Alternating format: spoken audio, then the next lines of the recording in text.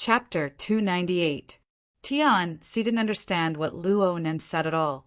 She just saw the crazy security guard fall face first to the ground. The baton slipped from his hand and slid all the way to their feet. She instinctively wanted to pick it up and use it to defend herself. But Luo Nen kicked the baton away the moment she bent down. "Don't delay. Take this elevator and leave first." Luo Nen urged Tian-Si to move faster. Tian-Si hesitated for a moment before walking out from behind Luo Nen. She walked toward the elevator when another ding rang out. A second elevator had arrived. Its location was right next to the previous elevator. Tian-Si took a step forward and was half a step ahead of Luo Nen. She raised her head and saw the same scene from before. Two security guards with the same expression came out of the elevator. One of them was even carrying a riot gun. Tian-Si's vermilion lips parted when she saw the pitch-black muzzle of the gun, but her throat was choked with fear. She was unable to make a sound. She no longer had the chance to hide this time. But it was also because of this that her pupils, dilated from fear, clearly reflected the entire process of the two crazy security guards' eyes rolling white as they silently fell to the ground. There were no sound or light effects during the entire process. It was like a pantomime. The people on the viewing platform outside didn't notice anything. But the more it was like this, the more bizarre and mysterious elements seeped into the bottom of her heart. Tian-Si subconsciously covered her mouth. Her ice-cold palms felt a bit of warmth from the breath, allowing her to confirm that she was still in the real world. But why? Why did she get involved in a conflict of this level? Luo Nen didn't have the leisure to ponder over a girl's mind. He saw that Tian-Si couldn't move her legs, so he gave her a light push. "Hurry up!" Tian-Si bit her lips and took 2 steps forward. However, at this moment, the faint sound of motors suddenly stopped, and the display screens of the entire row of elevators on this side had all turned off. The power was cut off, and the metal doors automatically closed, isolating Tian-Si outside. Whether it was Tian-Si or Luo Nen, they were both stunned for a moment. Half a second later, Luo Nen grinned. It was hard to tell if he was smiling or not. The other side doesn't fight a battle unprepared. A muffled vibration came over just as Luo Nen finished speaking. The two trembled slightly beneath their feet. An earthquake! Tian-Si's first thought was an earthquake that had persisted for over a month. But the second wave of vibration came right after. There was also the sound of crashing water. It clearly came from the direction of Heavenly Ocean Lake. The few tourists on the viewing platform were all extremely shocked. Some stuck their heads in the direction of the swimming pool, while others directly walked over. Tian-Si looked over as well, but Luo Nen pulled her away. "Go to the fire escape passageway." Luo Nen no longer paid attention to the defunct elevator. He quickly confirmed the location and walked a few steps quickly. He rushed ahead of the confused Tian-Si, wanting her to keep up. In a trance, Tian-Si took a few steps forward and stepped over the body of the crazy security guard. This time she didn't trip. Instead, she was more stimulated.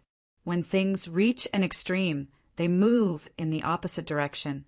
Her mind became much clearer. Remembering something, she stopped and bent down to pick up the anti-riot gun on the ground. "Tian, Nan said." A foot swept over and brushed past Tian-Si's fingertips, sending the anti-riot gun flying several meters away. Tian-Si's heart instantly spasmed. All her complex and chaotic emotions were squeezed to the point of exploding in this moment. She suddenly stood up straight, and she did not know where the courage came from. She rushed at Luo Nen and shouted. She unconsciously lowered her voice. "You have to use a weapon to defend yourself." Two. "Guard down," said Tian. Nan. "Tian, for what reason?" "I just took a course. Non-combatants can't possess weapons of mass destruction in similar situations. Otherwise, I might be the first to suffer." Tian-Si knew that she couldn't get angry, but she couldn't stand having her dignity trampled on. She raised her voice. "I've gone through military training. I won't hurt you by accident. Or are you worried that I'll shoot you in the back?" "Yes, they will when the other party has some sort of controlling ability." Luo Nan raised his wrist slightly after speaking. He asked through his communication wristband. It can control ordinary people. The controlled person's movements are unhindered, and their emotions are strange. "What sort of ability is this?" Zhang Yingying responded in the first instance. She pointed directly at the owner of this ability. "It's Puppeteer. He's a member of the investigation team. He's proficient in high-level hypnosis. His ability is to control life forms with complex emotions. Aside from humans, he can also control wild beasts or mutants with high intelligence, as long as he doesn't suffer a backlash. We can now determine who's in the crystal pillar." Zhang Yingying snorted coldly. "Stay away from that stupid woman if you want to live. You should have parted ways from the beginning."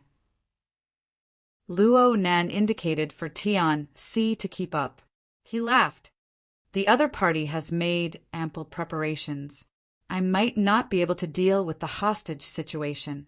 I might as well keep her by my side and be at ease." "You're going to ignore her?" "Who knows? Why take the risk and try?" Zhang Yingying choked. She said resentfully, "I'm just afraid that you won't be able to protect her.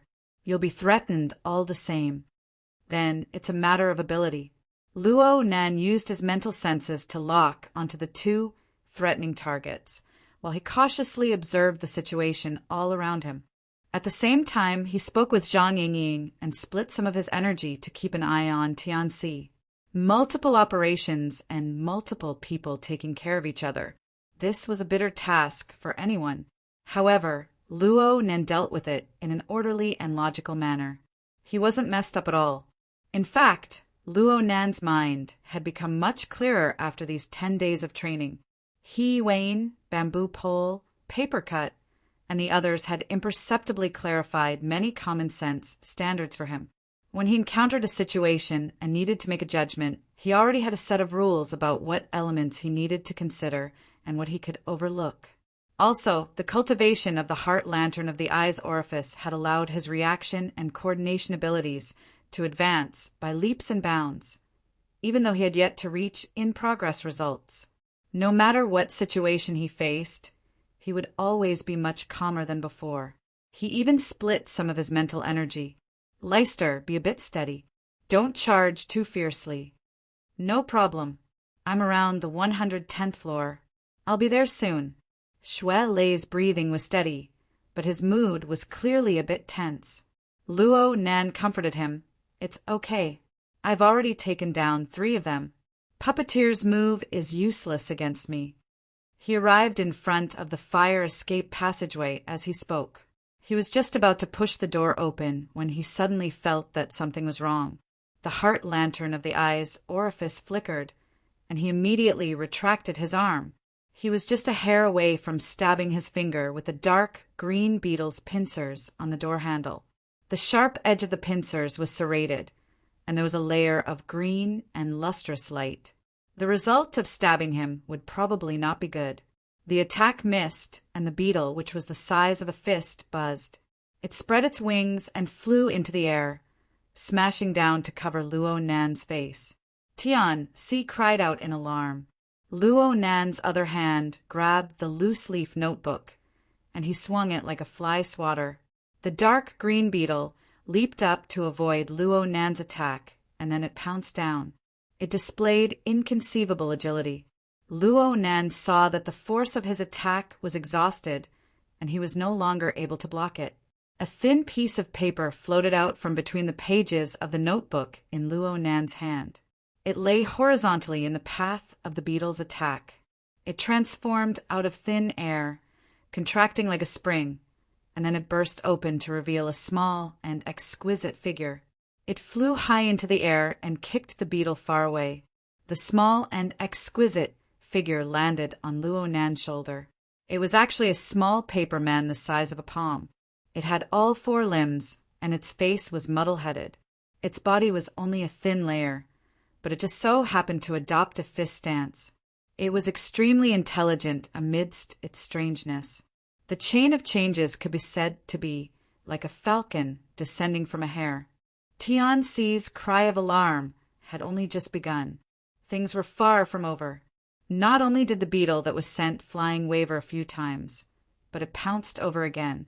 7 or 8 beetles flew out from the crack in the door of the fire escape passageway. It was as if they were carved from the same mold. They buzzed with the sound of flapping wings, and they pounced over in unison. They were a dense mass of darkness, and it made one's scalp go numb. Luo Nan's figure hastily retreated, and he even pulled Tianxi along with him. The small paper man on his shoulder soared into the air even earlier. It was like a valiant boxing master. It faced the enemy head-on without the slightest fear. It punched and kicked, and each strike was heavy. It sent 3 flying in a row, stopping the momentum of the beetle's attack. But no matter how valiant and tenacious the small paper man was, it was still outnumbered when faced with the beetle swarm. Its figure was not inferior to the beetle swarm, and it didn't possess the ability to fly. It had no choice but to borrow strength from the beetles. It was greatly restricted, and soon it was in dire straits. One of its arms was torn off, and it floated to the ground.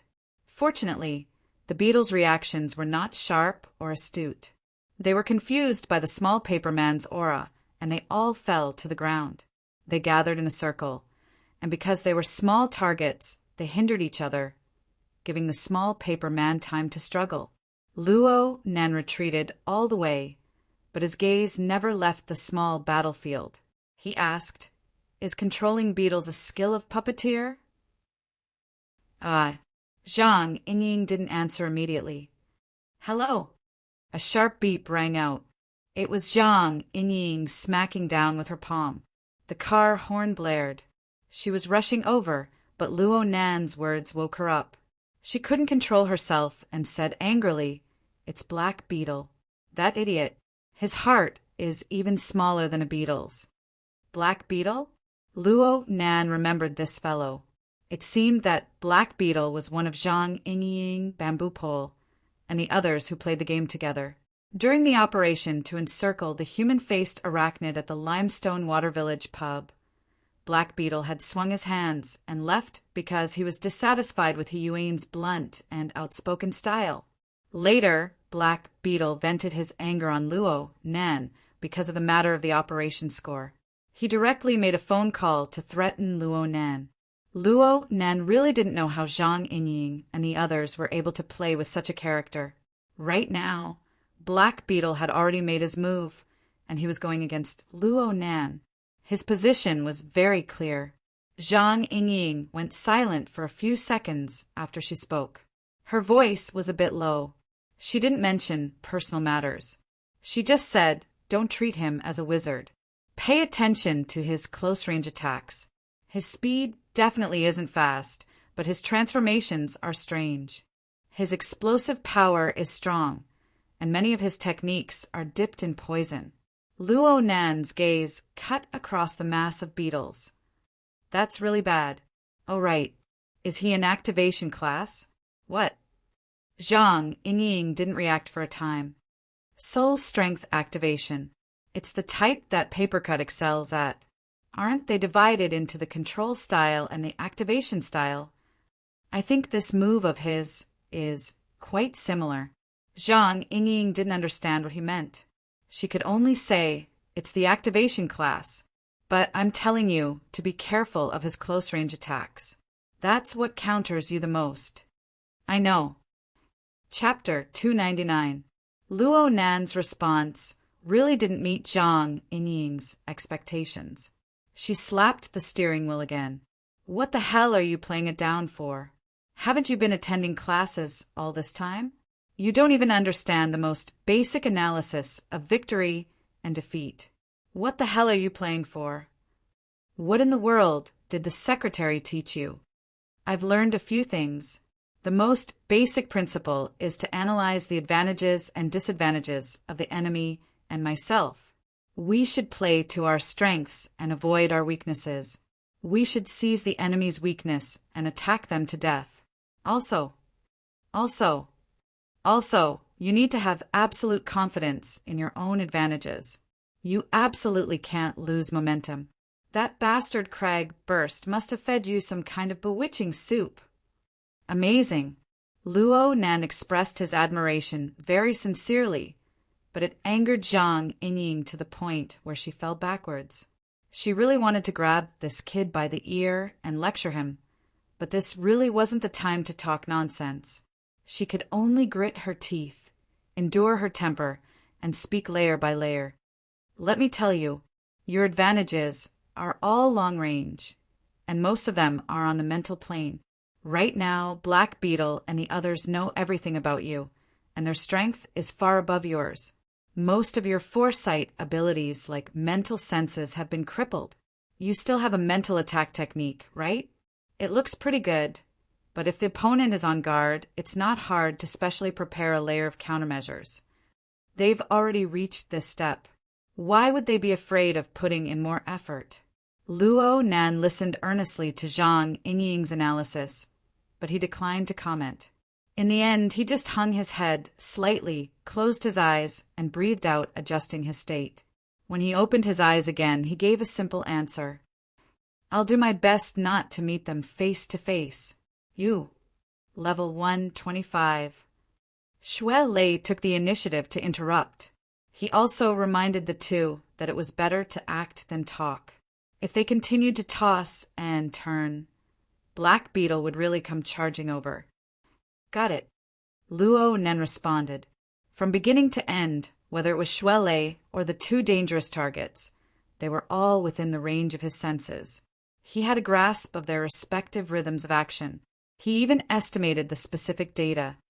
Puppeteer is still leading the Devil Ray to crash into the wall. Black Beetle just exited the elevator. The straight line distance is 55 meters, and he's advancing at a uniform speed. There's no better route. Move forward.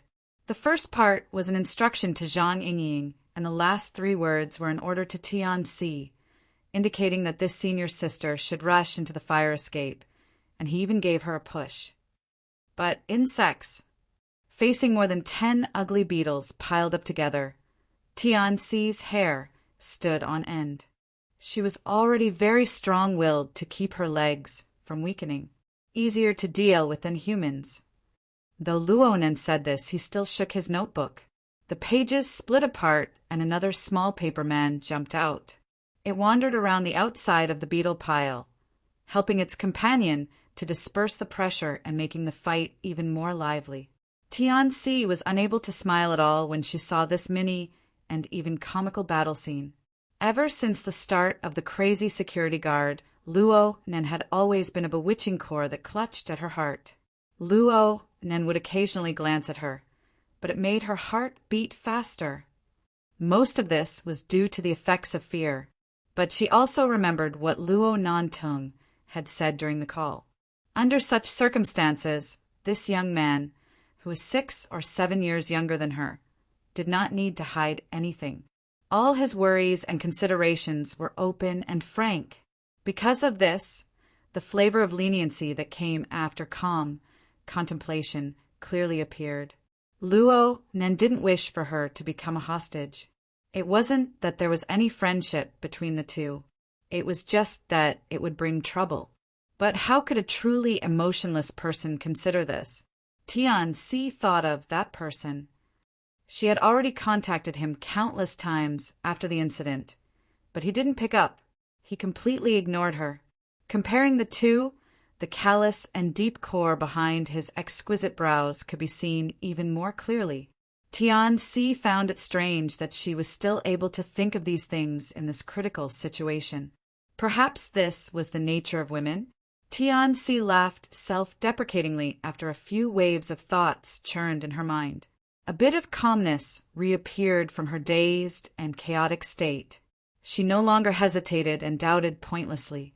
She held her breath and carefully walked toward the fire escape ahead of her. The 2 small paper men gathered the beetles into a ball, clearing the path to the fire escape. Luo, Nan, and Tian Si took a few steps forward. There was a bit of commotion as they passed the beetle swarm. Tian Si instinctively shuddered, but Luo Nan promptly reminded her, "Don't worry about it." Tian Si looked at the wooden door of the fire escape, which was only 2 steps away. She simply closed her eyes and extended her arm forward.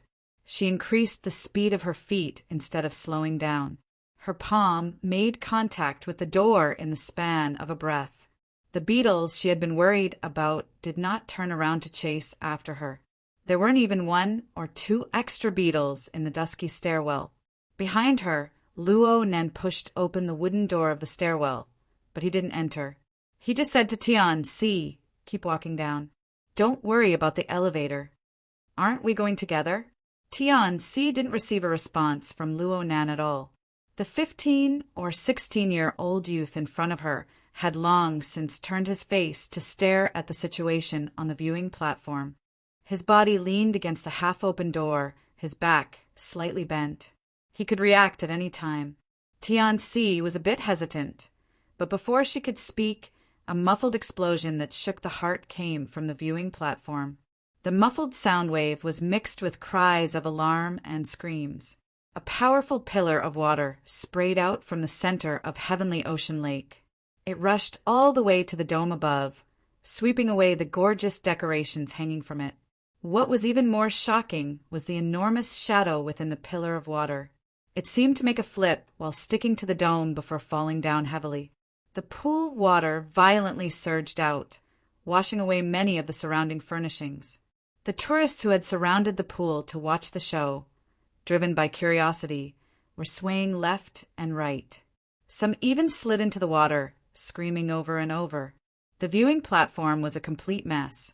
"You're quite strong. Why aren't you leaving yet?"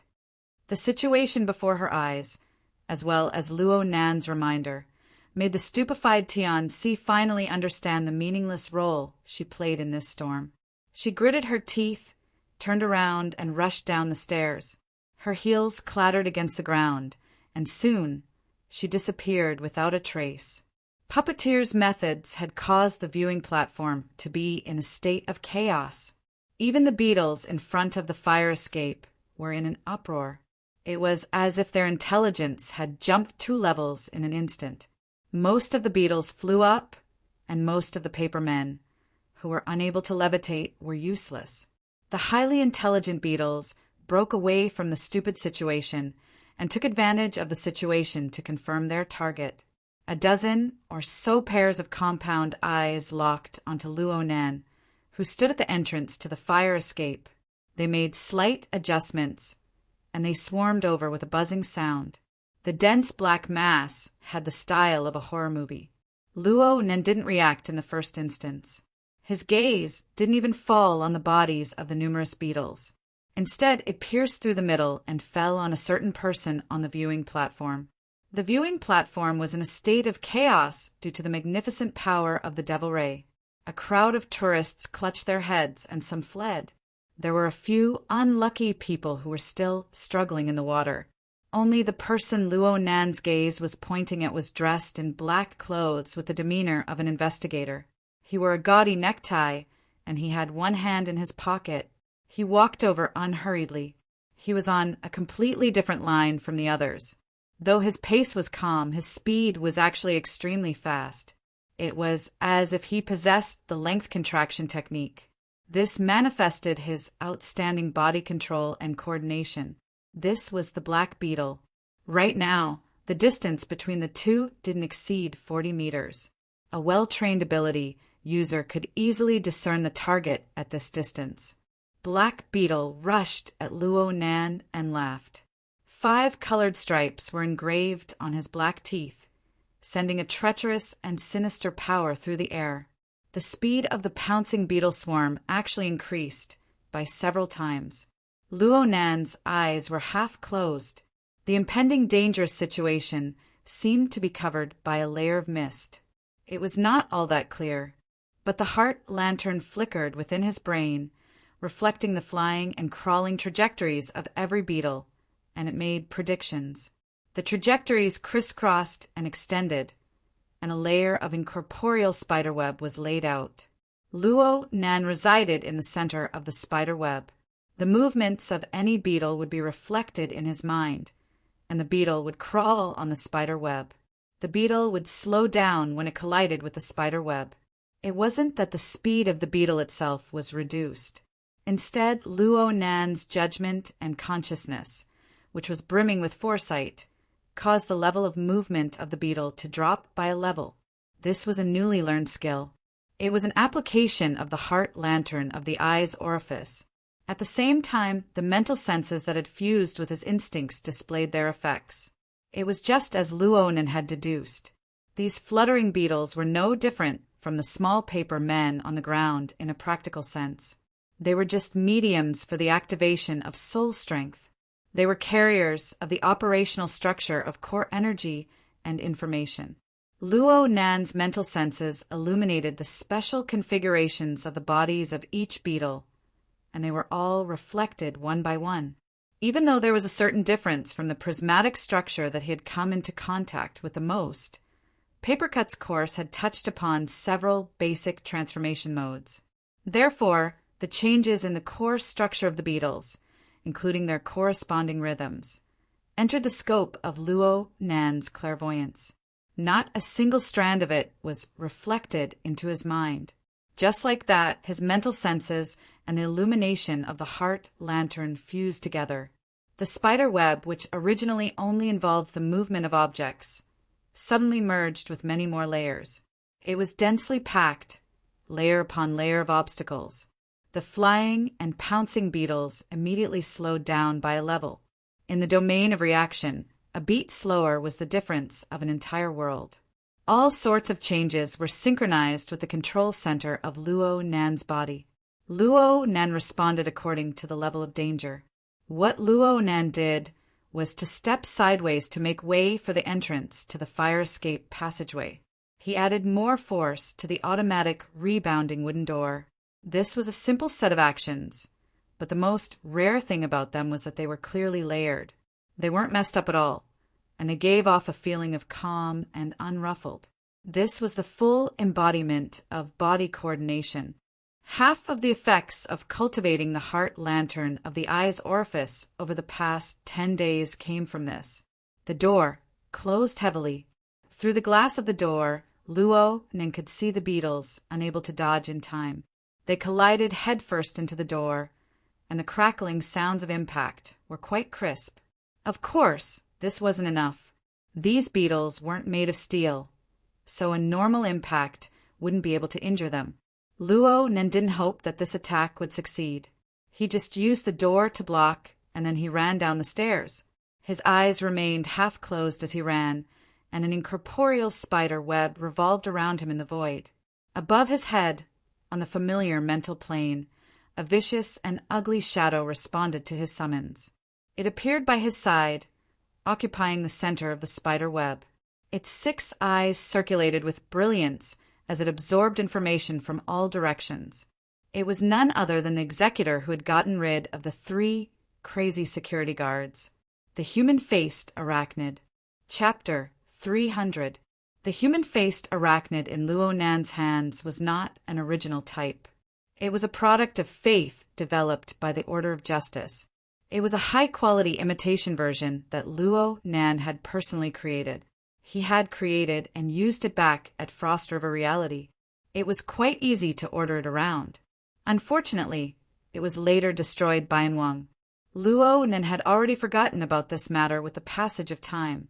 He never expected that Fairchild would send someone to deliver a small bottle of raw materials for some unknown reason before he went back to report. It was the metal bottle that Luo Nan had just thrown on the ground. Of course, the actual application of the human-faced arachnid still needed to mix in some negative emotions as a catalyst. This was not difficult for Luo Nan. The Wraith sign remained within the blood flame order, making it difficult to summon. This imitation human-faced arachnid could more or less serve as a substitute. The human-faced arachnid had locked onto all the threatening targets with Luo Nan's mental senses. The reason why it did not make a move was because Luo Nen had an unreliable feeling through his observations of the life sketches. He was like an experienced sniper who had a premonition of hitting or not hitting the target before pulling the trigger. No matter how bad the premonition was, it was impossible for Luo Nan to hesitate any longer. With a thought, the human-faced arachnid spat out an incorporeal shockwave. The shockwave passed through the insects that lacked the light of intelligence. It penetrated through all the barriers of the human body and bombarded the soul body of Black Beetle, who was closing in endlessly. A visible tremor appeared on Black Beetle's body as soon as the attack hit. His advancing figure turned slightly sluggish, but that was all. He was just stunned for a moment. His head tilted slightly, and his gaze behind his sunglasses seemed to be able to penetrate the structure of the building to land on Luo Nan. All right, Zhang Yingying's jinx had come true. His long-range attack really did not have any effect. Speaking of which, this was not a rare thing. Luo Nen had seen many problems with the siege hammer being ineffective. The human-faced arachnid had wreaked havoc in Xia City for nearly a month. Everyone gradually became aware of the methods it specialized in. Every power revolved around its existence. An order of justice was able to create a faith product. How could they not allow others to create similar mental defenses? Luo Nan was just stunned. He did not feel depressed or flustered. He had already reached the 141st floor. He hesitated for a moment in the stairwell before walking out of the fire escape passageway. There was no one else on this floor. Inside the building, 99% of the lighting in the public area revolved around the crystal pillar, emitting a dreamy blue light. Luo Nan's gaze swept over as well. The waves had yet to calm down, but the magnitude of the tremors was decreasing. The Devil Ray's silhouette was nowhere to be seen. Thoughts spun in his mind, but his feet did not stop. He walked straight along the edge of the crystal pillar and quickly walked toward the elevator in the central area. This series of actions was very exhausting, and his breathing was slightly ragged. Just as he reached the middle section of the crystal pillar, 2 loud thumps came from the stairwell behind him. The doors above and below opened one after another in just 2 seconds. Black Beetle, dressed in formal attire, walked out with large strides and let out a sharp whistle that carried a hint of mockery. Luo Nen turned around just in time to officially meet this person face to face. Black Beetle's appearance didn't bring Luo Nen any more pleasant surprises. Luo Nen had long since memorized the details of this person's face clearly through his mental senses. If there was anything different about Ruo Chang, it would probably be the group of beetles flying around him and the 2 paper dolls in his hands. Clearly, it would be very difficult for the 2 paper dolls to be of any use against an ability user like Black Beetle. Black Beetle's feet did not stop. The muscles on his half-covered face trembled, and his lips split open to reveal the pattern of black teeth. Luo Nan was stunned for a moment before he understood that this was Black Beetle's smile. "Kid, this is our first meeting. I made an appointment with you. You're just a lowly piece of trash who vents his anger by cursing over the phone." Luo Nan spoke very frankly about his impression of Black Beetle. Black Beetle's face instantly emitted a layer of green energy when his self-introduction was stuck. The pattern on his black teeth moved back and forth, and at the same time, he exerted more strength in his fingers. The 2 paper dolls, who were already on the verge of death, were kneaded back and forth. Soon they were deformed. In the end, they turned into specks of dust that drifted down from between his fingers. Luo Nan's eyes jumped. A small portion of his 10 days of hard work was gone just like that. Black Beetle noticed where Luo Nan's gaze was directed at and clapped his hands, knocking off the last of the paper. His eyes behind his sunglasses looked straight at Luo Nan. "Your mouth is a lot sharper, but activation class.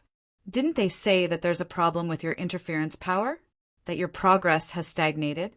Those people who deal with intelligence must be joking around." Luo Nan didn't say anything. His field of vision covered Black Beetle as well as his own kind that fluttered around him. The heart lantern of the eye's orifice and his mental senses worked in sync. From beginning to end, Luo Nan analyzed and made predictions. Luo Nan was still moving backward while his mind was focused on observing. He was facing Black Beetle. He walked backward, but his speed was not slow. What should have been a comical action was done very calmly and beautifully. This was the result of his body's coordination. Luo Nan definitely wouldn't have been able to do such an action 10 days ago. The wonders of cultivating in the eye's orifice lay in this. It wasn't simply training the eyes. It was a kind of cultivation that encompassed the entire body. According to Jim Mastershio, this was the beginning of a lifetime of cultivation. It played the role of summarizing the essentials. Luo Nan's strength, speed, and other heart indicators might not have made much progress over the past 10 days through targeted practice, but all of his abilities related to integration, coordination, and control had clearly increased. Even Black Beetle raised an eyebrow when he saw this scene. You've spent quite a bit of effort in training that robotic woman. Is it because you've licked her to your heart's content? Black Beetle's words were far from the main topic, and they were even more unbearable to the ears. Luo Nan's eyelids twitched, but his rhythm of observation and retreat was not disrupted. There was only a distance of 10 meters left between him and the edge of the central crystal pillar. He just needed to make a turn there, and he would reach the elevator area. Black Beetle twisted his neck. His footsteps seemed slow, but they were actually fast. He strode in close pursuit. What are you running for? Do you still remember what I said? We're going to play slowly. My words must be true. My actions must be resolute. This has always been my motto. No matter how Black Beetle provoked, probed, and mocked him, Luo Nan made up his mind not to say a word. He knew that the real show had yet to begin. He was happy to see this situation. Shui Lei had already broken through the threshold of the 130th floor. There was only a straight-line distance of 40 to 50 meters left. However, the difficulty of climbing a building and running were different in the end. Plus, the difference in speed between Luo Nan and Black Beetle was very clear. Black Beetle took a few steps, and the distance between the two closed to around 30 meters. Luo Nan blinked, and his eyelids drooped down. The scene before his eyes turned a bit fuzzy. Black Beetle's method of advancing looked ordinary, but it was actually full of tricks and changes. Any tiny movement of his shoulders, hips, waist, and spine could be seen as a prelude to some change. Plus, his exuberant aura of life and his self-formed self-logic obscured the details of the life sketches from beginning to end. This brought great trouble to Luo Nan's analysis and judgment. Luo Nan's spiderweb became even more complex because of Black Beetle's existence. The consumption of energy increased endlessly. Black Beetle's voice cut in at the right time. It was indescribably sinister. Are you sure you want to continue running? It's true that intelligence is often funny, but there are times when it's useful. I know that you have an outstanding range of mental senses. You have decent mental attack techniques, and you even have the ability to activate your class. But your body and soul are out of balance, and your body is reaching its limits. This information isn't wrong, right? Kid, do you feel your fingers go numb? Your entire body is burning and your body is aching? Luo Nan's eyelids twitched. It wasn't just because of the provocation from Black Beetle's words. It was also because the distance between him and Black Beetle had already entered the threshold of 20 meters. For an ability user, Black Beetle could practically reach Luo Nan in a single pounce. Black Beetle's words grew all the more unhurried, but the pressure of his movements continued to increase. Your 3 axes are right there. Everyone can see it. Have you ever learned the analysis of the factors that determine victory and defeat? How to calculate the factors that determine victory and defeat, advantages and disadvantages. Actually, you don't need to lick that robotic woman.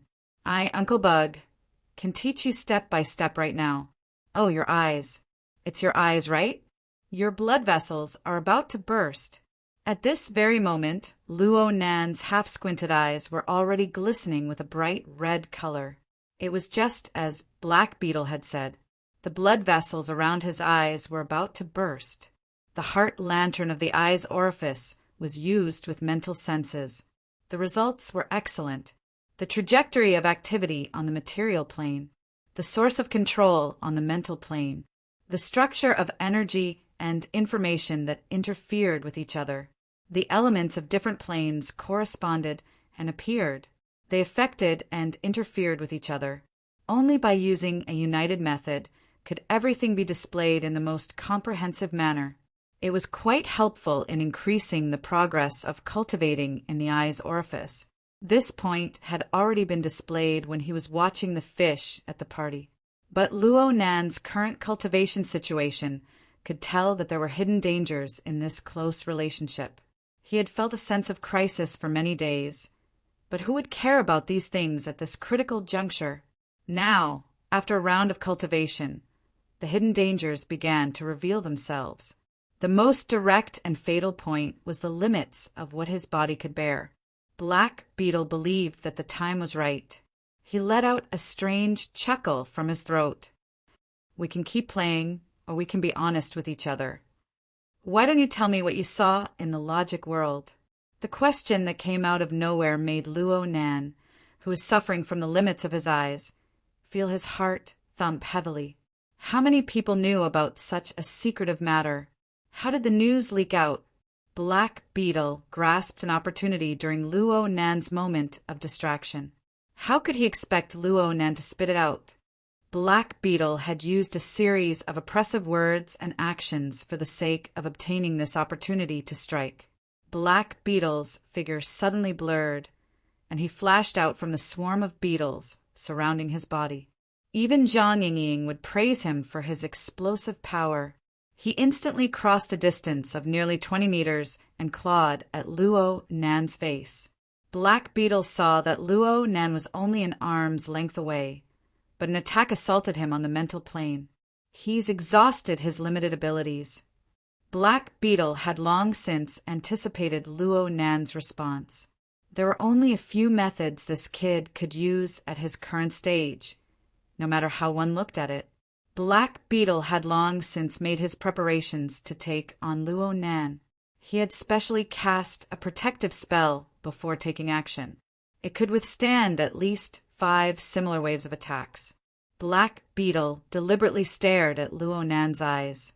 He hoped that the fear and despair in this kid's heart would spurt out along with a high-pressure burst of blood. Black Beetle would use the Hexa ear to capture this marvelous scene.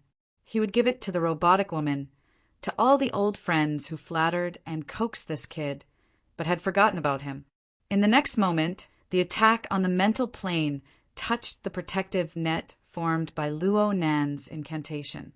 Black Beetle saw his wish come true. Blood seeped out from the corner of Luo Nan's eyes.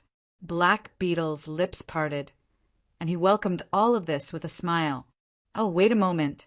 His thoroughly tempered, psychic senses sensed something strange. The mental attack came over, but there were no intertwining changes between the attack and the buffer as he had expected. It was empty, but there was a strand of gentle wind. There was even an even more formless beam of light that was cast inside. The wind passed through the gap, illuminating the earth. Chapter 301. Black Beetle could be considered a mentally enhanced ability user. Even though he didn't have much talent in the field of sensing and observation, he had basic common sense. If his own sensing and observation could reach the standard of being transparent and bright, being unobstructed and unobstructed, then it would naturally be excellent. The problem was that when he became the target of sensing and observation, his entire body would be leaking wind and rain. His body and mind would be exposed to the finest details. That would drive him crazy. This was what Black Beetle was feeling right now. From a realistic and understandable level, Luo Nan's face was between his palms and fingers. He just needed to reach out a little, and he would be able to tear the kid's face off. But when that feeling of being unobstructed and unobstructed appeared, he felt as if his body was leaking wind from all sides. An unsuppressible feeling of weakness instantly flooded his entire body. What was going on? It was hard for Black Beetle to figure out this sudden and unforeseen event in a short amount of time.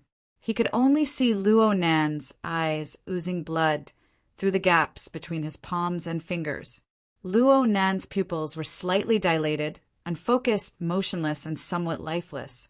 Just as this judgment arose in Black Beetle's mind, Luo Nan's eyeballs moved. The scattered rays of light faintly converged, and there was a bit of weak light that connected with Black Beetle's line of sight. The glimmering light was like a needle. The penetrating force was like silk. This tiny force of the needle would only cause a bit of pain if it pierced into the thick skin and flesh. But if it pierced into the eyeball, the heart, or the brain, then the result would certainly be different. This was what Black Beetle sensed. The state of being riddled with holes was unable to provide any protection, and the force of the needle was unimpeded. It pierced through and stirred at his weakest and most fatal location. In an instant, the pain was like thunder, exploding in his brain. It then rapidly spread out, unable to be controlled. Black Beetle howled in pain. His eyeballs nearly popped out of his eye sockets. Black and red crisscrossed in his field of vision. His senses were in chaos. Fear flooded his heart instinctively, but his many years of fighting experience still drove him. He summoned his remaining courage and did his utmost to reach out with his hand. He intended to take down the mischievous kid in one fell swoop. He was only a fist's distance away. His fingernails, coated with poison, only grabbed air. Black Beetle's figure continued to charge forward after his attack missed. Only now did he remember that he was in the midst of a high-speed assault. His senses were in error, and his nervous system was under stress. It completely messed up the balance of his body. F***CK. His fingers slid diagonally across the hard wall, and then his wrist bones hit the edge of the wall. Next, his head and body collided. Black Beetle's entire body was smashed into the wall of the elevator area. Under the impact of the intense pain, his body's reaction was completely ineffective. He had truly smashed into the wall without the slightest bit of cushioning. Then he slid to the ground, the sunglasses covering his face broken. It was only then that the pain in his head showed signs of subsiding. However, the lingering pain in his fingertips, wrists, head, and torso continued. Compared to the previous wave, the degree of pain was nothing. However, the humiliation of slapping the wall and falling to the ground was like acid splashing into his chest and splashing all over his face. "I'll kill you!" Black Beetle let out a roar, and at the same time he pulled off his already deformed sunglasses and crushed them with his palm. He ignored his chaotic vision and his terrible sense of balance. He supported himself against the wall and struggled to stand up. He waved his arms in a venting manner and controlled the beetles to fly in all directions. But everything he did was useless. He couldn't even touch a hair on Luo Nan's head. No, he needed to calm down. He needed to calm down. Black Beetle's successive attacks failed, and his emotions of fury and fear interweaved and fluctuated. Finally, there was a trough, and Black Beetle seized it. He calmed his mind with all his might, trying to break free from his current terrible state. He leaned against the wall and tried to call out to his temporary partner, "Puppeteer! Puppeteer!" F***CK. Before Puppeteer could respond, the piercing feeling came again. But this time, it didn't bring about intense pain. Instead, it brought about a sound of unknown origin. No, it was telepathy. Black Beetle smashed his hand against the wall. His heart was filled with resentment, but it was also hard for him to escape from fear. Powerhouses with formidable soul strength and proficient in corresponding techniques could indeed transmit telepathic thoughts to others, but most of the time it was done in a state of peace. In a true battle of life and death, Both sides would be mentally tense and highly vigilant. This sort of one-sided telepathic infusion would certainly suffer powerful interference. It was practically impossible to guarantee the completeness and accuracy of the information. But now, the sound that rang in Black Beetle's mind, aside from the initial noise, grew clearer and clearer. Factor analysis. I've learned it before. Luo Nan's telepathic expression continued the topic they had been discussing before. It was the analysis of the factors of victory and defeat. Black Beetle had undoubtedly brought this up to ridicule Luo Nan and throw his mind into chaos. And now Luo Nan had reversed the topic and stuffed it into Black Beetle's mind bit by bit. My analysis of the factors of victory and superiority is different from yours. Look, what I see you can't see. What I know you don't know. What I control you can't compare. What I am at you can't reach. In the end, I came to a conclusion. My advantage lies outside of your poor imagination. The rough and tidy sentences and information revealed the jerkiness of being pieced together at the last minute. But the poisonous and spicy ridicule followed Luo Nan's telepathic thoughts and seeped in layer by layer until it was branded into an imprint. Crack! Black Beetle crushed a molar from his teeth. In the next moment, his emotions sputtered out along with the crushed teeth and the glow of blood. F***CK, your ancestors. Black Beetle cursed crudely. His boiling energy and blood were unable to drown out the bone-chilling current in Black Beetle's mind. He knew very well that Luo Nan's telepathic thoughts weren't powerful. They were just strands. But it was hard for Black Beetle to interfere with Luo Nan's telepathic thoughts, no matter what methods he used to defend. This strand of telepathic thoughts could come and go as they pleased. It wantonly painted and engraved marks on his mental plane. It was as if it had entered an uninhabited realm. It was a perfect match with the feeling of being transparent and bright, unobstructed and unobstructed. Black Beetle was unable to suppress his fear and shame. They were like two steel blades. One blade stabbed in and the other pulled out. They took turns stabbing and chopping, shredding his dignity beyond recognition. If Luo Nan exerted just a bit more force, just a bit more, ding! The sound of the elevator's arrival rang out in his ear. Black Beetle's vision, which had gone haywire due to the intense pain, had recovered somewhat. He was in a trance, and an afterimage flashed past the corner of his eyes. Soon, the elevator door closed once more. Luo Nan didn't make a sound at this time. A series of changes in the details were like a foreshadowing thread. It was abruptly raised, causing Black Beetle's mind to tremble. A certain thought emerged in his mind. If that kid could really finish me off so easily, why would he fight to the point of having his eyes bleed? Why would he spout so much nonsense? Black Beetle didn't have the time to think about what would happen next. He staggered half a step and turned to look at the elevator. But all he saw was the high-speed elevator door closing, and the box had already gone down.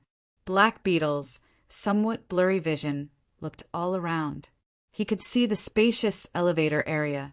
He could see the space of the building, but where was Luo Nan's shadow? Yes, add a bit more force. There's a problem with that kid's interference ability. It's fine if it's a pure mental attack, but it's a method that directly penetrates and affects the structure of body and soul. Luo Nan shouldn't be able to exert any force at all. F***CK me. Black Beetle cursed loudly once more. He struck the elevator door heavily, but all he did was smash a dent in the metal baffle. The elevator's floor display had already begun to change. Black Beetle no longer hesitated. He shook his head forcefully, locking onto the fire escape passageway outside the corridor. He rushed over with a few steps, smashed open the door to the stairwell, and jumped down through the narrow gap in the stairs. At the same time, he contacted his companion once more. "You're a wire manipulator? If you're not dead, say something." "Hiss. That kid is too sneaky. I nearly choked to death in the water." I nearly lost the person in my hands. Puppeteer's curses finally came back. Snake Tongue's protective spell isn't worth a fart. This is his last resort. Black Beetle gritted his teeth and said he's out of strength. He's running away. He won't be able to hold on for long. Keep an eye on the elevator. Number 15. I'm keeping an eye. It stopped. Floor 133. Within the crystal pillar, the Devil Ray ran side by side with the high-speed elevator. Black Beetle wasn't bad either. He borrowed strength from his elbow a few times, and his body flipped over. He accurately stopped at the stairwell of the 133rd floor. Then he smashed through the door and exited. A white-collar worker just so happened to be waiting in front of elevator number 15 in the elevator. He was the one who had interrupted the elevator's descent. This white-collar worker was startled by Black Beetle, who suddenly rushed out from the fire escape passageway. He turned his head, and Black Beetle rushed in front of him like a phantom. Black Beetle extended a hand to press down on the white-collar worker's head, fiercely smashing him against a metal door. The white-collar worker's head immediately bled, and he fainted. "Thanks for your help." Black Beetle spat out these words without any sincerity, and his mouth cracked open. His expression grew more and more malevolent, and the aura on his body nearly ignited. The necktie around his neck was like a living snake as it slithered out of the collar of his suit. A certain beetle pattern inexplicably squirmed and protruded on it. It turned into a real beetle and crawled along the necktie. All Black Beetle needed to do was wrap the necktie around Luo Nan and stuff the venomous bug down Luo Nan's throat. Who cared if Luo Nan lived or died? The elevator was controlled by an automatic program. It didn't care about the situation outside at all. The elevator door automatically opened after it reached its destination. Black Beetle's body leaned forward, and he was about to make his move. However, the elevator was completely empty. There wasn't a single shadow to be seen. No, there was still a paper man. This palm-sized work of art came from the same school as the other two that Black Beetle had crushed to pieces. It was also fearless and fearless. After pressing the elevator button, it stood upright on the wooden floor of the elevator, assuming a fist stance. "Fuck you." The string of reason in Black Beetle's mind snapped just like that. He simply extended his palm. He ignored the pain in his palm and forcefully crushed the paperman to pieces. He didn't go down. He went back to the viewing platform. The Devil Ray rapidly floated up from the crystal pillar behind Black Beetle. Puppeteer gestured to Black Beetle through the protective glass, indicating for him to go up. This was an extremely normal action, but it was an absolute mockery from Black Beetle's perspective. He still hadn't truly figured out what was going on even now. He just knew that he had been played by Luo Nen once again. It was just like how Luo Nen had left an imprint on the mental plane with strands of telepathy. What I see, you can't see. What I know, you don't know. What I control, you can't compare. Where I am, you can't reach it. Ah, ah, ah, ah. Chapter 302. The viewing platform had been bustling with noise and excitement. The tourists at the scene were in a state of chaos due to the Devil Ray breaking through the heavenly ocean lake. Some left, some alerted the police, and some joined in the fun. But by the time Luo Nen climbed onto the viewing platform once more, all sounds on the platform had been cut off. Several dozen people were lying on various parts of the platform, unconscious. There was no need to doubt that Luo Nan himself was the one who did this. According to the knowledge he had recently learned, clearing the scene before a clash between ability users was a necessary job. A complex and ever-changing scene would cause extra trouble. Of course, there were people who would deliberately create a chaotic situation in order to gain benefits. But Luo Nen estimated that he might not be able to be ruthless in a critical moment. He might as well do things more straightforwardly. He did not forget that there was a puppeteer on the other side, a puppeteer who could control intelligent life forms from afar. If they were to fight again, any clear-headed personnel could create obstacles for him. Luo Nan considered himself to be a rookie when it came to fighting. He had to carry out the experience imparted to him by his seniors in a meticulous manner. However, a certain experienced senior had already been completely stunned by the series of movements he had made earlier. "How did you do it? How did you do it? How did you do it?" Zhang Yingying smacked the steering wheel in excitement. The sharp honking sound was deafening even to Luo Nan's ears. Zhang Yingying had a belly full of words to say during the confrontation between Luo Nan and Black Beetle. She wanted to curse at Black Beetle, but she also wanted to comfort and remind Luo Nan. But she knew very well that Luo Nan was facing an absolutely disadvantageous match. In this life and death juncture, any unforeseen event could lead to a calamity. She could only suppress her worry and force herself to shut her mouth. She even had to worry about Shuele. She didn't want her good intentions to do bad things and disturb Luo Nan's fight against the enemy. This conflict was more torturous than when she was fighting against a powerful enemy. She could no longer hold it in when the overall situation was decided. She let her belly full of depression explode. Zhang Yingying's pleasant surprise also spurred on Shuele, who was climbing the stairs with great difficulty. He took a few deep breaths and praised Nanster. "Beautifully done. Leave the rest to me. I'll be right there." Luo Nan strolled along the edge of the viewing platform and laughed. "There's plenty of time. Slow down a bit. Don't get beaten up before you can even stand firm." Phew, don't worry. No problem." Shuele was worried that he would affect Luo Nan unfavorably just now. He rushed upwards with all his might, and he even had to hold his breath. Even though he had already obtained the talisman and connected the inside and the outside, he was still quite tired. Of course, Luo Nan was fine. That was stronger than anything else. It didn't take long for Shuele to adjust his state of mind when he was relaxed. Hey, Luo, I'm asking you too." Although Zhang Yingying was complaining, her excitement did not diminish at all. She still blasted the car horn loudly. "Tell me, how did you make the bug so miserable? That guy is an egomaniac, yes, but he is definitely not a fool."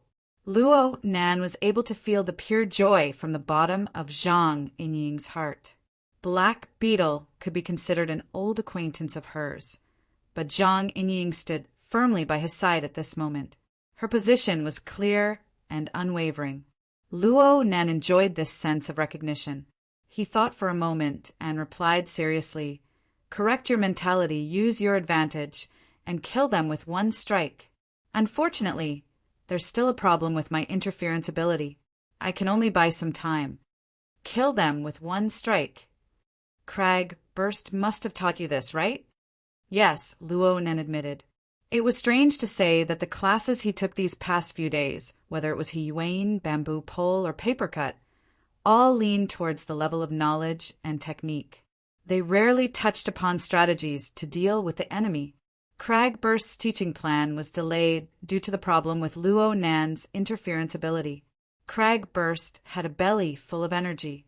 He contacted Luo Nan a few times, but every long conversation revolved around actual combat. He imparted some practical experience to Luo Nan. Crag Burst told Luo Nan that one's mentality was the most important when dealing with an enemy. It didn't matter if one was calm or hot-blooded. One must find the most suitable mentality for oneself. It might not be the most effective or the most thorough, but it was definitely the most stable. It could withstand even more variables. In short, this was an unshakable conviction. It could only be established upon the greatest, the most irreplaceable advantage. To put it in extreme terms, a person who possessed this mentality would think like this: enemies can defeat me, but they will never be able to defeat what I am good at. Luo Nan used this principle to first confirm his own domain of advantage. Hey, you really are stupid and bold. Crag Burst, and you aren't the same type, okay? Zhang Yingying had a deep understanding of Crag Burst's temperament. The more Crag Burst thought so, the more she found it hard to believe. Luo Nan, you're a mage. Can your small body handle playing with a warrior's conviction is my life? Also, your advantages? Mental senses, attacks, and so on. Are they useful? Why must it be these things? Luo Nen felt a bit helpless. Whether it was Zhang Yingying or Black Beetle, they both wholeheartedly attributed Luo Nan's advantages to the range of his senses and mental attacks. But Luo Nan never believed this. There were many powerful people in the world. No matter how outstanding Luo Nan's mental senses were, no matter how fierce the human-faced arachnid siege hammer was, there would certainly be people who were stronger than him in terms of the precision and range of his senses and the intensity of his mental attacks. They might even be much stronger than him. This kind of superficial advantage would sooner or later be directly destroyed by others. His advantages could only be established upon a certain irreplaceable and unique element. You still have cards up your sleeve? Zhang Yingying was a bit skeptical. She felt that she had a better understanding of Luo Nan. She really couldn't imagine what kind of cards Luo Nan could play in a short amount of time to play with Black Beetle until he wanted to die. I heard that you're learning under teacher Shuele. To be able to teach a disciple like Shuele, you must be an extraordinary person. But it's only been a few days. Hey, Shuele kid, what kind of quick mastery did your master teach you? Shuele had already caught his breath during the time Luo Nan and Zhang Yingying were conversing. His breathing became much smoother. He answered, "It's the heart lantern of the eye's orifice. But this isn't a quick mastery technique. It's a technique for the eyes. How could it be? Oh my." Zhang Yingying came to a realization at nearly the same time. She didn't have the time to ask Luo Nan about the profoundness of victory. She spoke in an urgent tone. Black Beetle said that the blood vessels in your eyes exploded. Did you use some sort of forbidden move? How are you now? I'm fine. Luo Nan used his knuckles to lightly rub the corners of his eyes. The pain in his eyes was still there. The blood was still flowing out, but it was a bit lighter. The more he played it down, the more Zhang Yingying didn't dare to treat it lightly. Luo Nan smashed his car horn again, but his excitement and joy had faded away. All that was left was annoyance and worry. A kid will always be a kid. His eyes. How can you mess around in this place? Hey, didn't your teacher warn you when he passed on his skills? Shuele was gloomy. The heart lantern of the eye's orifice is a technique of grinding. It's a gradual method. There's no such thing as a forbidden move. I see you. Shuele had already pounced to the 140th floor by now. He could see him with his eyes, and he was waving at Luo Nan. Even if Luo Nan had to climb the remaining 2 floors, he would still be a step ahead of his 2 enemies. It could be said that Luo Nan was already in an invincible position. Luo Nan knew that his eyes were a bit damaged from forcefully integrating the heart lantern of the eye's orifice and the domain of mental senses. He had already surpassed his limits. It would be best for him to close his eyes and rest right now. However, he didn't want things to end like this. Luo Nan held onto the protective glass at the edge of the platform. His gaze naturally cast far away. The sky grew darker and darker. Cloud City Water Village was the main part of the large living area. There was also the area of Acumen College that was even further away. All of them lit up with lights, separating blurry shadows and silhouettes. This scene was somewhat similar to the Star River scene formed from Luo Nan's mental senses. It was just that the blurry and turbid areas of the Star River scene were mostly interference formed by the power of ability users. The ones before Luo Nan's eyes were just pure light that couldn't reach them. Before today, Luo Nan had tried many times to disperse the turbid clouds and dark mist in the Star River scene. He had grasped the various details of the life sketches with greater precision, but he had never been able to achieve it. But just now, Luo Nan had successfully sent a beam of light into the deepest parts of Black Beetle's body and soul structure when he faced Black Beetle.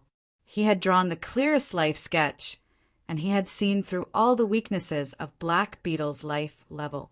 Only then was he able to seize the initiative and play with Black Beetle in the palm of his hand.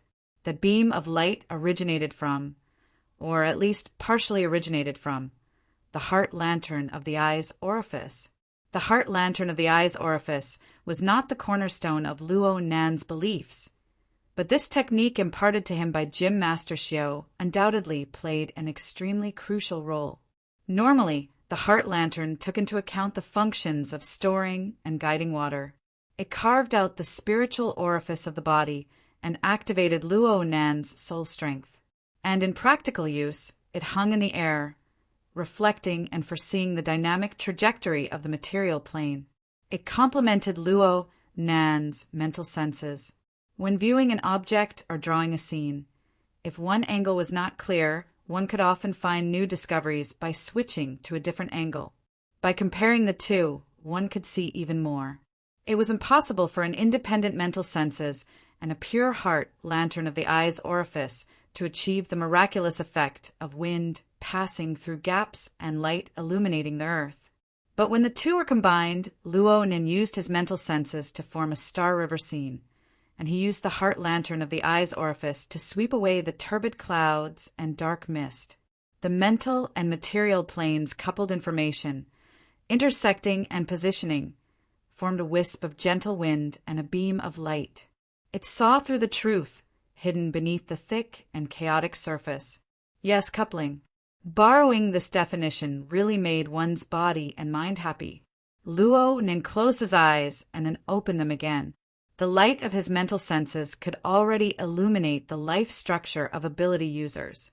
Could it be that he was unable to illuminate the purely dusky void of the world? At this very moment, Luo Nen used a new and refined clairvoyance method to observe the void. He gazed at the silhouette of the jungle at the edge of the world. The increasingly dusky color of the sky could not obstruct him.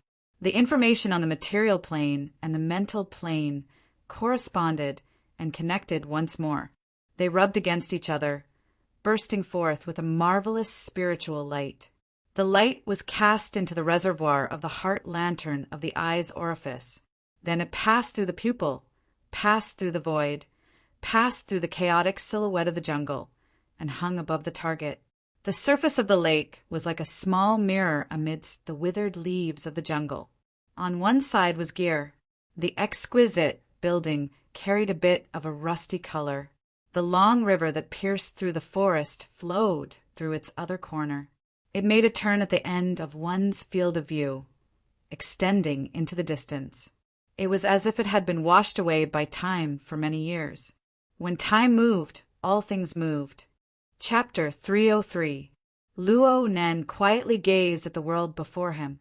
He remained motionless for a long time. Even when Shuai Lei flipped onto the viewing platform and called out to him, Luo Nen did not respond. Shuai Lei was a bit frightened. From his perspective, Luo Nan's face was stained with blood and tears. It was painted into a devilish face. Blood seeped from the corners of Luo Nan's eyes, and Luo Nan's eyes were completely red. Luo Nan should be sent to the hospital immediately. Hey, which one of you two is going to say something?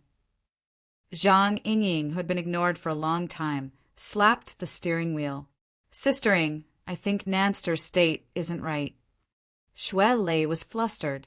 He rushed to ask Zhang Yingying for advice. However, Luo Nan's calm state of mind was very similar to Gym Master Xiao's usual demeanor. Shuai Lei subconsciously lowered his voice, afraid of disturbing Luo Nan. Before he could receive a response from Zhang Yingying, Luo Nan's voice suddenly rang in his ear. The breath of heaven and earth may not be impossible to find. These words came out of nowhere. Shuai Lei was stunned, but he felt an inexplicable sense of familiarity.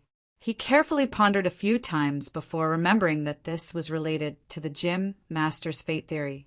He had spoken of this to Luo Nan some time ago. However, the Gym Master's original intention was to say that the world was vast and the human strength was minuscule. Cultivators needed to constantly work hard and be attentive in all aspects. Only then could they borrow the power of heaven and earth for their own use. What stood out was that the mind was before the energy, and the energy was before the strength. The core of Luo Nan's words seemed to have changed. Xue Lei did not quite understand Luo Nan's thoughts, but he was worried about Luo Nan's state. He could only ask cautiously, Nanster. The flow and operation of the river, the existence and destruction of the forest, all have rules. They form their own systems. They can be said to have their own formats. It is these small formats that are like sets of gears naturally formed by the heavens. They are joined together to form the large format of heaven and earth. Luo Nen had already entered a state of mind. He continued speaking. From the perspective of formatting theory, the heaven and earth format is vast and boundless. It is rich in layers, and it is constantly changing. It is like a production line assembled from complex machines. Millions of gears operate in sequence, transmitting power layer by layer. Here we go again. Zhang Yingying could not help but groan. Was the scene of Luo Nan talking to himself? Luo Nan was talking to Zhang Yingying. It was like a dream. She never expected that Luo Nan would purposely oppose Zhang Yingying. While Zhang Yingying was grumbling on the other side, Luo Nan suddenly came out from his extreme, self-centered state. He sought interaction and posed a question to the two. The heaven and earth format's production line won't stop working. Under such circumstances, to insert a self-made gear into the production line and make it seamless, how do I do it? The answer is coupling. Luo Nan was like a child striving to show off. He impatiently announced the answer. A smile blossomed on his bloody, tear-stained face. It was extraordinarily bright and splendid. Xue Lei was stupefied once more. He didn't quite understand Luo Nan's words, but he had never seen Luo Nan have such a bright and clear appearance ever since they became acquainted. Indeed, Luo Nan was extremely delighted. The deeper his observations of gear went, the more he fell head over heels for the mysteries within. This gear building was embedded within the heaven and earth format. Rumbling production lines were added to the mix. They were precise and orderly, seamless, and there wasn't the slightest hint of artificiality. It was as if this was the natural quality of the world. If Luo Nan hadn't grasped the rhythm of heaven and earth breathing, how could this have happened? From this, Luo Nan was able to confirm an earlier guess. His mother's coupling design was closely related to formatting theory. It was like a kind of applied explanation. It demonstrated to the world how to apply formatting theory to the plane of reality. And this tangible achievement belonged to his mother. Formatting theory? Gear? Xue Lei finally found the key words in Luo Nan's words. He tried to follow the direction of Luo Nan's gaze.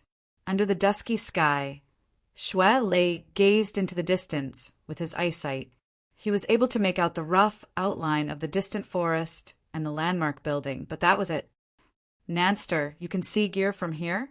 Xue Lei was skeptical of Luo Nan's eyesight, but he was more worried. The burden of exhausting his eyesight was far too heavy in Luo Nan's current state. I can see it. It's so beautiful. Luo Nan's voice was fleeting, just like the marvelous scene before his eyes. It was impossible to touch upon the hidden mysteries of gear with the naked eye or mental sensing clairvoyance. Only the two modes of vision and mental sensing could realize information, coupling, and cross-positioning. Only then could one touch upon the truth behind the surface. One could look at the incorporeal law and order, silently transforming and nurturing in the void of heaven and earth. Luo Nan greedily watched all of this. He couldn't see enough no matter what. Xue Lei stomped his feet anxiously to the side. He was unable to understand the world within Luo Nan's eyes, but he was still able to grasp a thing or two about the energy emanating from Luo Nan's body. From what he understood, the energy of Luo Nan's eye's orifice was far too vigorous. It was like a wildly growing plant. It was a seedling before, but it had become a towering tree in the blink of an eye. Where did this terrifying driving force come from? Was there enough momentum? Could the structural strength of the skeleton-shaped orifice hold up? A single mishap and he would be crippled. Oh, right, find the gym master. The first person Shui Lei thought of when his life was at stake was still the gym master. But right when he planned to exit the three-way communications and make a call to find the gym master, Luo Nan suddenly took a deep breath. His arm was pressed against the glass of the protective fence. His head was facing down and his eyelids drooped. He took the initiative to stop his incomprehensible gaze into the distance. He appeared extremely tired.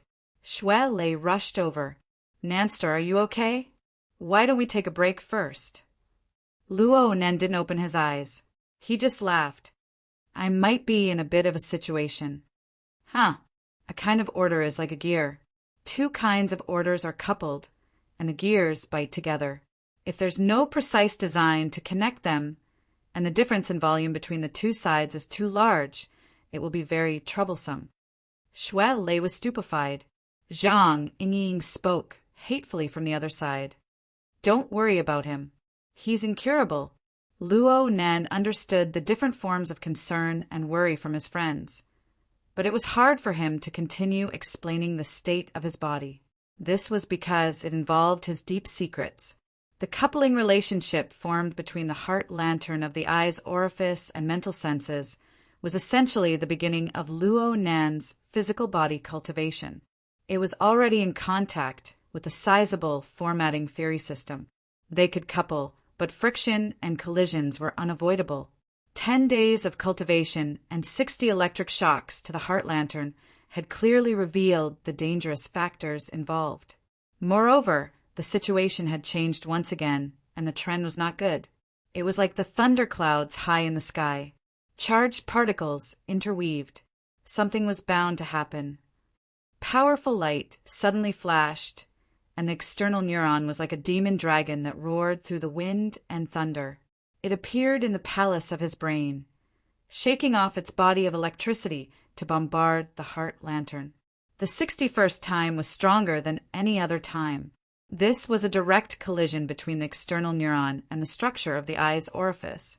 Luo Nan had a premonition in his heart, but the intensity of this collision exceeded his expectations. His body suddenly tightened, and his mind became dizzy. He seemed to hear the sound of his eyeballs shattering in his daze. The impact his brain, nerves received was transmitted to every part of his body through the tightly interwoven nervous system. His muscles, bones, blood, and fascia all twitched reflexively. Luo Nan curled up his body and crouched down. He extended his hand to cover his eyes, and tears flowed uncontrollably from his eyes. His eyeballs heated up, and his eyelids twitched wildly. It was extremely uncomfortable. Shui Lei's cry of alarm and Zhang Yingying's panic shouts entered his ears.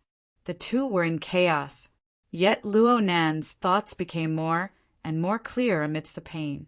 He could even feel a slight change in the touch of his hand covering his eyes. It was not blood mixed with tears. Instead, it was more viscous. The intense and powerful pressure caused greater damage to his body. "This is nothing. I know what's going on." Luo Nan calmly comforted himself. The results were very good. There was probably nothing that could shake his heart more than the discovery of the mysteries of gear in a short amount of time. Even though Luo Nan couldn't see, he still accurately grabbed Shui Lei's outstretched arm and whispered, "I'm fine. Someone's coming from behind." Luo Nan had just finished speaking when the sound of water surged from the direction of the heavenly ocean lake. It was mixed with the oppressive sound of an explosion. An enormous devil ray soared into the sky and landed heavily, raising large waves in the pool. At the same time, a figure leaped up gracefully, jumping onto the frame structure propped up above the side of the pool. The figure wore a black diving suit, revealing the strong and sturdy lines of a human body. His face wore enormous diving goggles, and he had no intention of taking them off. This was one of the members of the investigation team sent by headquarters, Puppeteer. Shui Lei turned around, protecting Luo Nan behind him. His eyes were vigilant. Puppeteer didn't express anything. He relied on his good position to look down from above. His eyes behind the diving goggles continued to size up the two people at the edge of the viewing platform, especially Luo Nan. Puppeteer was very interested in Luo Nan's painful crouch. Only a few seconds passed, and two elevators arrived not far from the edge of the heavenly ocean lake. The first to come out was Black Beetle. His sunglasses were thrown away, but his face was still a bit green. His cold and sinister gaze pierced over, ignoring Shui Lei. His gaze only fell on Luo Nan's arched back. Shui Lei wasn't the least bit polite to this person. He glared fiercely at Luo Nan, but he was still a bit nervous in his heart. Luo Nan's condition was terrible to the extreme. Not only did Black Beetle have to split his attention to protect Luo Nan, but he also had to defend against two attacks at the same time. Oh right, there was still the other elevator. Could it be the enemy's backup? The metal door of the other elevator opened, just as Luo Nan was having a headache. Shui Lei was stupefied for a moment. It took him great effort to correct the direction of his perception, and he matched the identity of the person. Senior Sister Tian? The person who walked out of the elevator was none other than Tian Si. This dainty and beautiful senior sister had a deathly pale complexion. Her steps were stiff, and her upper body was in a strange posture. She crossed her hands and clutched her neck. Her strength was quite heavy, and her fingers had already sunk deep into her delicate skin. The enormous pressure caused her mouth to slightly open, and her vermilion lips to tremble. This scene was bizarre and absurd. Due to the existence of self-protection mechanisms, it was impossible for normal people to use this sort of method to strangle themselves to death. However, this was not necessarily the case in a situation where one was under the control of extraordinary power. Shui Lei gnashed his teeth as he watched. You bunch of people. You guys are members of the society. No one paid attention to him. Puppeteer spoke from above the pool, but he was pointing at Tian Si. His tone was gentle and without any distinguishing features. It was as if he was chatting normally. We've met again after a short separation, beautiful. Do you want to say something? Tian Si's lips trembled. Shui Lei's eyes and ears were sharp, but he could still hear her teeth chattering. She could be considered strong if she didn't have a mental breakdown after such a bizarre and savage method fell on her body. With great difficulty, Tian Si managed to squeeze out a few trembling words from her throat. I've been taking the stairs all this time. Oh. Everyone on the viewing platform was stupefied. Only Luo Nan, who had fallen to one knee amidst the pain, laughed in spite of himself, though his laughter was a bit shaky. He didn't turn his head. He just raised an arm. Chapter 304. Luo Nan quietly gazed at the world before him. He remained motionless for a long time. Even when Shui Lei flipped onto the viewing platform and called out to him, Luo Nan did not respond. Shui Lei was a bit frightened. From his perspective, Luo Nan's face was stained with blood and tears. It was painted into a devilish face. Blood seeped from the corners of Luo Nan's eyes, and Luo Nan's eyes were completely red. Luo Nan should be sent to the hospital immediately. Hey, which one of you two is going to say something? Zhang Yingying, who had been ignored for a long time, slapped the steering wheel. Sistering, I think Nanster's state isn't right. Shui Lei was flustered. He rushed to ask Zhang Yingying for advice. However, Luo Nan's calm state of mind was very similar to Jim Master Xiu's usual demeanor. Shui Lei subconsciously lowered his voice, afraid of disturbing Luo Nan. Before he could receive a response from Zhang Yingying, Luo Nan's voice suddenly rang in his ear. The breath of heaven and earth may not be impossible to find. These words came out of nowhere. Shui Lei was stunned, but he felt an inexplicable sense of familiarity. He carefully pondered a few times before remembering that this was related to the Gym Master's fate theory. He had spoken of this to Luo Nan some time ago. However, The gym master's original intention was to say that the world was vast and the human strength was minuscule. Cultivators needed to constantly work hard and be attentive in all aspects. Only then could they borrow the power of heaven and earth for their own use. What stood out was that the mind was before the energy, and the energy was before the strength.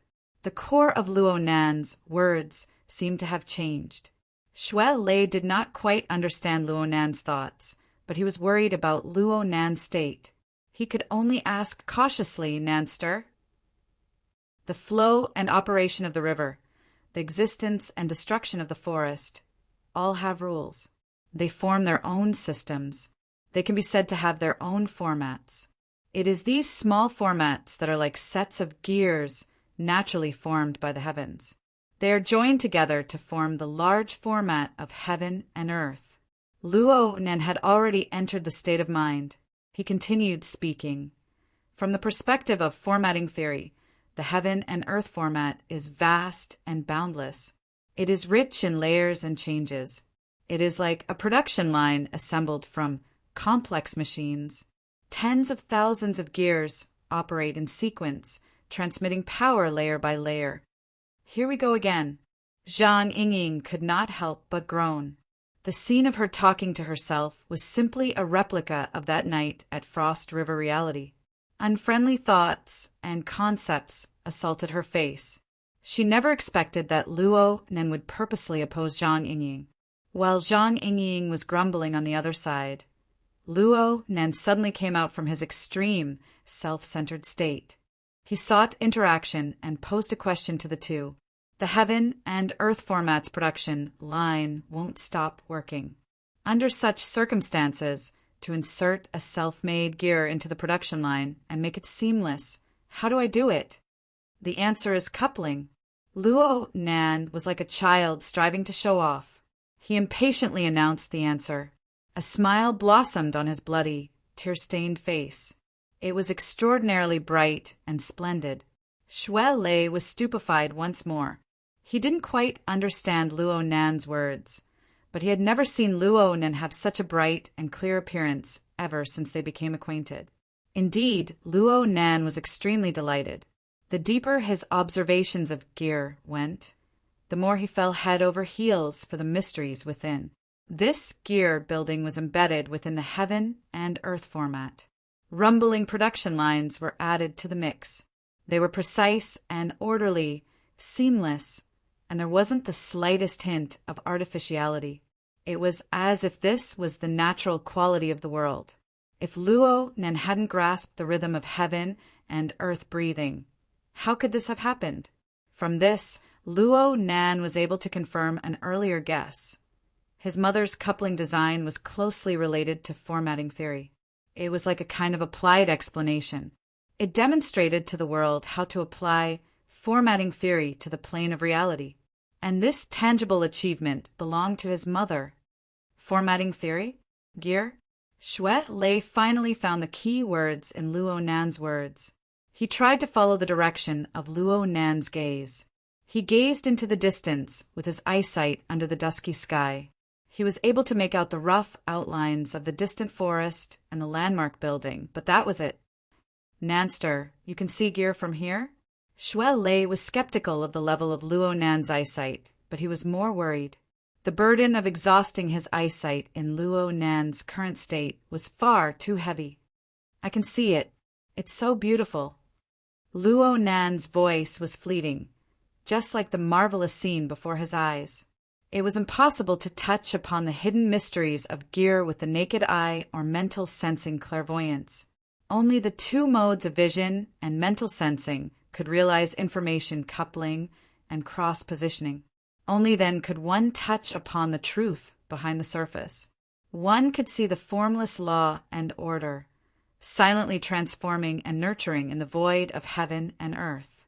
Luo Nan greedily watched all of this. He couldn't see enough no matter what. Xue Lei stomped his feet anxiously to the side. He was unable to understand the world within Luo Nan's eyes, but he was still able to grasp a bit of the energy emanating from Luo Nan's body. From what he understood, the energy of Luo Nan's eye's orifice was far too vigorous. It was like a wildly growing plant. It was a seedling before, but it had become a towering tree in the blink of an eye. Where did this terrifying driving force come from? Was the after effect enough? Could the structural strength of the skeleton-shaped orifice hold up? A single mishap and he would be crippled. Oh, right. Find the gym master. The first person Shui Lei thought of when his life was at stake was still the gym master. But right when he planned to exit the three-way communications and make a call to find the gym master, Luo Nan suddenly took a deep breath. His arm was pressed against the glass of the protective fence.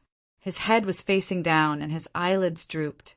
He took the initiative to stop his incomprehensible gaze into the distance. He appeared extremely tired. Shui Lei rushed over. Nanster, are you okay? Why don't we take a break first? Luo Nan didn't open his eyes. He just laughed. I might be in a bit of a situation. Huh. A kind of order is like a gear. Two kinds of orders are coupled and the gears bite together. If there's no precise design to connect them, and the difference in volume between the two is too large, then it will be very troublesome. Shui Lei was stupefied. Zhang Ying spoke hatefully from the other side. Don't worry about him. He's incurable. Luo Nan understood the different forms of concern and worry from his friends, but it was hard for him to continue explaining the situation with his body. This was because it involved his deep secrets. The coupling relationship formed between the heart lantern of the eye's orifice and mental senses was essentially the contact between Luo Nan's body cultivation and the sizable formatting theory system. They could couple, but friction and collisions were unavoidable. 10 days of cultivation and 60 electric shocks to the heart lantern had clearly revealed the dangerous factors involved. Moreover, the situation had changed once again, and the trend was not good. It was like the thunderclouds high in the sky. Charged particles interweaved. Something was bound to happen. A powerful light suddenly flashed, and the external neuron was like a demon dragon that roared through the wind and thunder. It appeared in the palace of Luo Nan's brain, shaking off a body of electricity to bombard the heart lantern. The 61st time was stronger than any other time. This was a direct collision between the external neuron and the structure of the eye's orifice. Luo Nan had a premonition in his mind, but the intensity of this collision exceeded his expectations. His body suddenly tightened and his mind became dizzy. He seemed to hear the sound of his eyeballs shattering in his daze. The impact his brain nerves received was transmitted to every part of his body through his tightly interwoven nervous system. His muscles, bones, blood, and fascia all twitched reflexively. Luo Nan curled up his body and crouched down. He reached out his hand to cover his eyes, and tears flowed uncontrollably from his eyes. His eyeballs heated up, and his eyelids twitched wildly. It was extremely uncomfortable.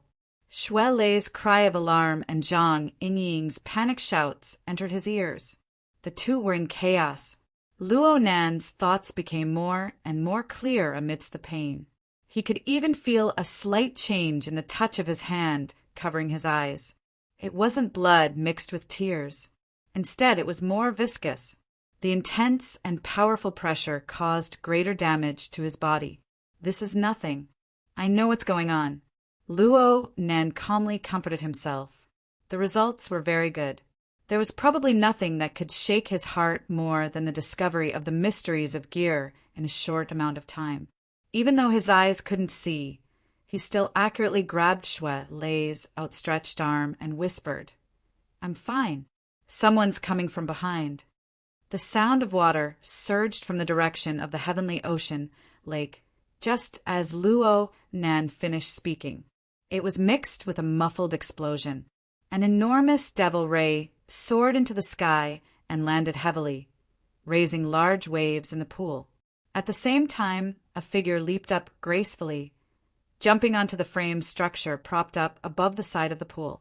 The figure wore a black diving suit, revealing the strong and sturdy lines of a human body. His face wore enormous diving goggles, and he had no intention of taking them off. This was one of the members of the investigation team sent by headquarters Puppeteer. Shuai Lei turned around, protecting Luo Nen behind him. His eyes were vigilant. Puppeteer didn't express anything. He relied on his good position to look down from above. His eyes behind the diving goggles continued to size up the two people at the edge of the viewing platform, especially Luo Nan. Puppeteer was very interested in Luo Nan's painful crouching state. Only a few seconds passed, and two elevators arrived not far from the edge of the Heavenly Ocean Lake. The first to come out was Black Beetle. His sunglasses were thrown away, but his face was still a bit green. His cold and sinister gaze pierced over. He ignored Shuai Lei, only landing on Luo Nan's arched back. Shuai Lei wasn't the least bit polite to this person. He glared fiercely at Luo Nan, but he was still a bit nervous in his heart. Luo Nan's condition was terrible to the extreme. Not only did Black Beetle have to split his attention to protect Luo Nan, but he also had to defend against attacks from two sides at the same time. Oh, right, there was still an elevator. Could it be the enemy's backup? The metal door of the other elevator opened just as Shuai Lei was having a headache. Shuai Lei was stupefied for a moment, but he managed to correct the direction of his understanding with great difficulty. Senior Sister Tian? The person who walked out of the elevator was none other than Tianxi. This dainty and beautiful senior sister had a deathly pale complexion. Her steps were stiff, and her upper body was in a strange posture. She crossed her hands and clutched her neck. Her strength was quite heavy, and her fingers had already sunk deep into her delicate skin. The enormous pressure caused her mouth to open slightly and her vermilion lips to tremble. This scene was bizarre and absurd. Due to the existence of self-protection mechanisms, it was impossible for normal people to use this sort of method to strangle themselves to death. However, this was not necessarily the case in a situation where one was under the control of extraordinary power. Shuai Lei gnashed his teeth as he watched. You bunch of people. You guys are members of the society. No one paid attention to him. Puppeteer spoke from above the pool, but he was pointing at Tianxi. His tone was gentle and without any distinguishing features. It was as if he was chatting normally. We've met again after a short separation, beautiful. Do you want to say something? Tianxi's lips trembled. Shuai Lei's eyes and ears were sharp, but he could still hear her teeth chattering. She could be considered strong if she didn't have a mental breakdown after such a bizarre and savage method fell on her body. With great difficulty, Tianxi managed to squeeze out a few trembling words from her throat. I've been taking the stairs all this time. Everyone on the viewing platform was stupefied. Only Luo Nan, who had fallen to one knee amidst the pain, laughed in spite of himself, though his laughter was a bit shaky. He didn't turn his head. He just raised an arm. It's my fault. Chapter 305. On the entire viewing platform, only Luo Nan was able to understand the feeling of grievance in Tianxi's words. She really did follow Luo Nan's instructions. She walked down the stairs of the fire escape. No matter how tired she was, she didn't ask for help from the elevator. She stayed far away from the central crystal pillar, but she was still unable to escape Puppeteer's demonic claws. She was controlled and taken hostage. Of course, the grievance was secondary. Tianxi felt more fear. She was an intelligent person. She guessed that the current momentum of victory and defeat between the two sides from the choices made by Puppeteer and Black Beetle should have been reversed. Otherwise, there would be no meaning in her being a hostage. Her value to the kidnappers was to threaten Luo Nan. But what value did she have to Luo Nan? Why would he give up the great situation of reversing the hopeless situation and take the risk to rescue her? This situation nearly made Tianxi fall into despair. However, she could only place her hopes on Luo Nan. She was all the more afraid that Luo Nan would turn a blind eye because of the inconvenience. So her expression of grievance came from her heart, but it was more or less a deliberate expression. She only hoped that she could arouse a bit of Luo Nan's understanding and sympathy, so that she could redeem a bit more of a chance at survival. Luo Nan's raised arm gave Tian-si a bit of comfort. However, her reaction couldn't satisfy others. Puppeteer sighed in the air above Heavenly Ocean Lake. He slid his body to the middle of the pool's edge along the frame structure above the pool. He crooked his finger at Tian-si. Tian-si's feet involuntarily leaned towards the swimming pool. When she got closer, her left thumb pressed against her lower jaw. She violently turned her face around and lifted it up slightly, forcing her to look up at the master who currently controlled her life. Come, let's work together. Puppeteer crouched down. He even lowered a hand to indicate to Tian-si. His diving goggles covered half of his face. His mouth cracked open, revealing his snow-white teeth in a smile. The shape of Puppeteer's face wasn't bad. He had the flavor of a sunny man, but Tian-si was completely drowned in fear under this smile. She could only watch helplessly. She was like a marionette. Her entire body was under the control of someone else. She extended a hand upward, connecting it with Puppeteer's palm. Then she was pulled up. Under the rough movements, she felt that her arm was about to be dislocated. She couldn't help but let out a painful groan, but the sound was quickly squeezed back. Puppeteer used his own hand in place of Tian-si's. He forcefully grabbed her neck and carefully sized her up face to face. He was very satisfied with Tian-si's complexion, which had turned from deathly pale to flushed from fear and suffocation. He took a deep breath in her hair and savored the delicate fragrance of her hair. At the same time he laughed. Beauty, whether you're willing or not, we're one. Tian-si was really about to suffocate. Right now, she had regained some control over her body, but she could only helplessly move Puppeteer's steel-like arm. She struggled with her legs. Apart from that, she couldn't do anything else. Puppeteer lifted Tian-si's slender neck. His footsteps were light as he returned to his original position.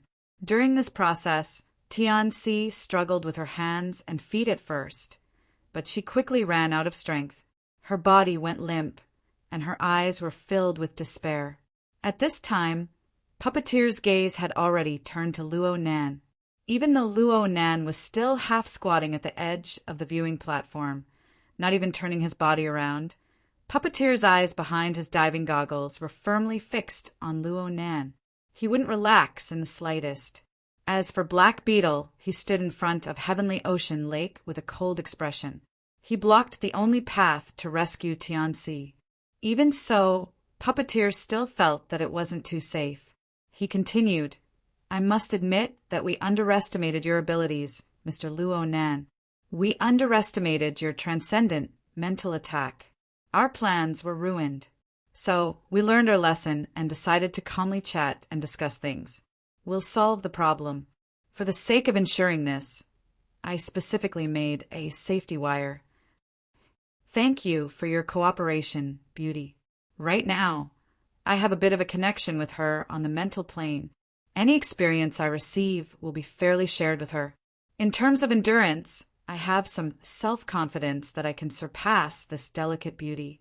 An attack that's enough to defeat me has a high chance of defeating the other first. So, right now, I can only hope that the relationship between the two of you is sufficiently close. Having said this, Puppeteer turned to look at Tian-si. Speaking of which, Beauty, have you two slept together yet? No. That's better if you haven't. Perhaps Mr. Luo Nan will feel that it's a pity. Puppeteer obviously hoped to receive a response from Luo Nan after his excellent performance, but Xue Lei only sent him a gaze of loathing. The main character, Luo Nan, still maintained his original posture. He had even retracted his apologetic arm. It was unknown whether it was due to the effects of his injuries, or whether it was due to his disdain for his defeated subordinate. Puppeteer sighed. He had no choice but to urge Luo Nan, Mr. Luo Nan, it's best if we don't waste any more time. Even if the police are idiots, they should come back to their senses by now. Everyone should resolve this as soon as possible and go home. That would be excellent. Luo Nan still didn't respond. TSK, are all youngsters this cold these days? Then, allow me to warm things up first.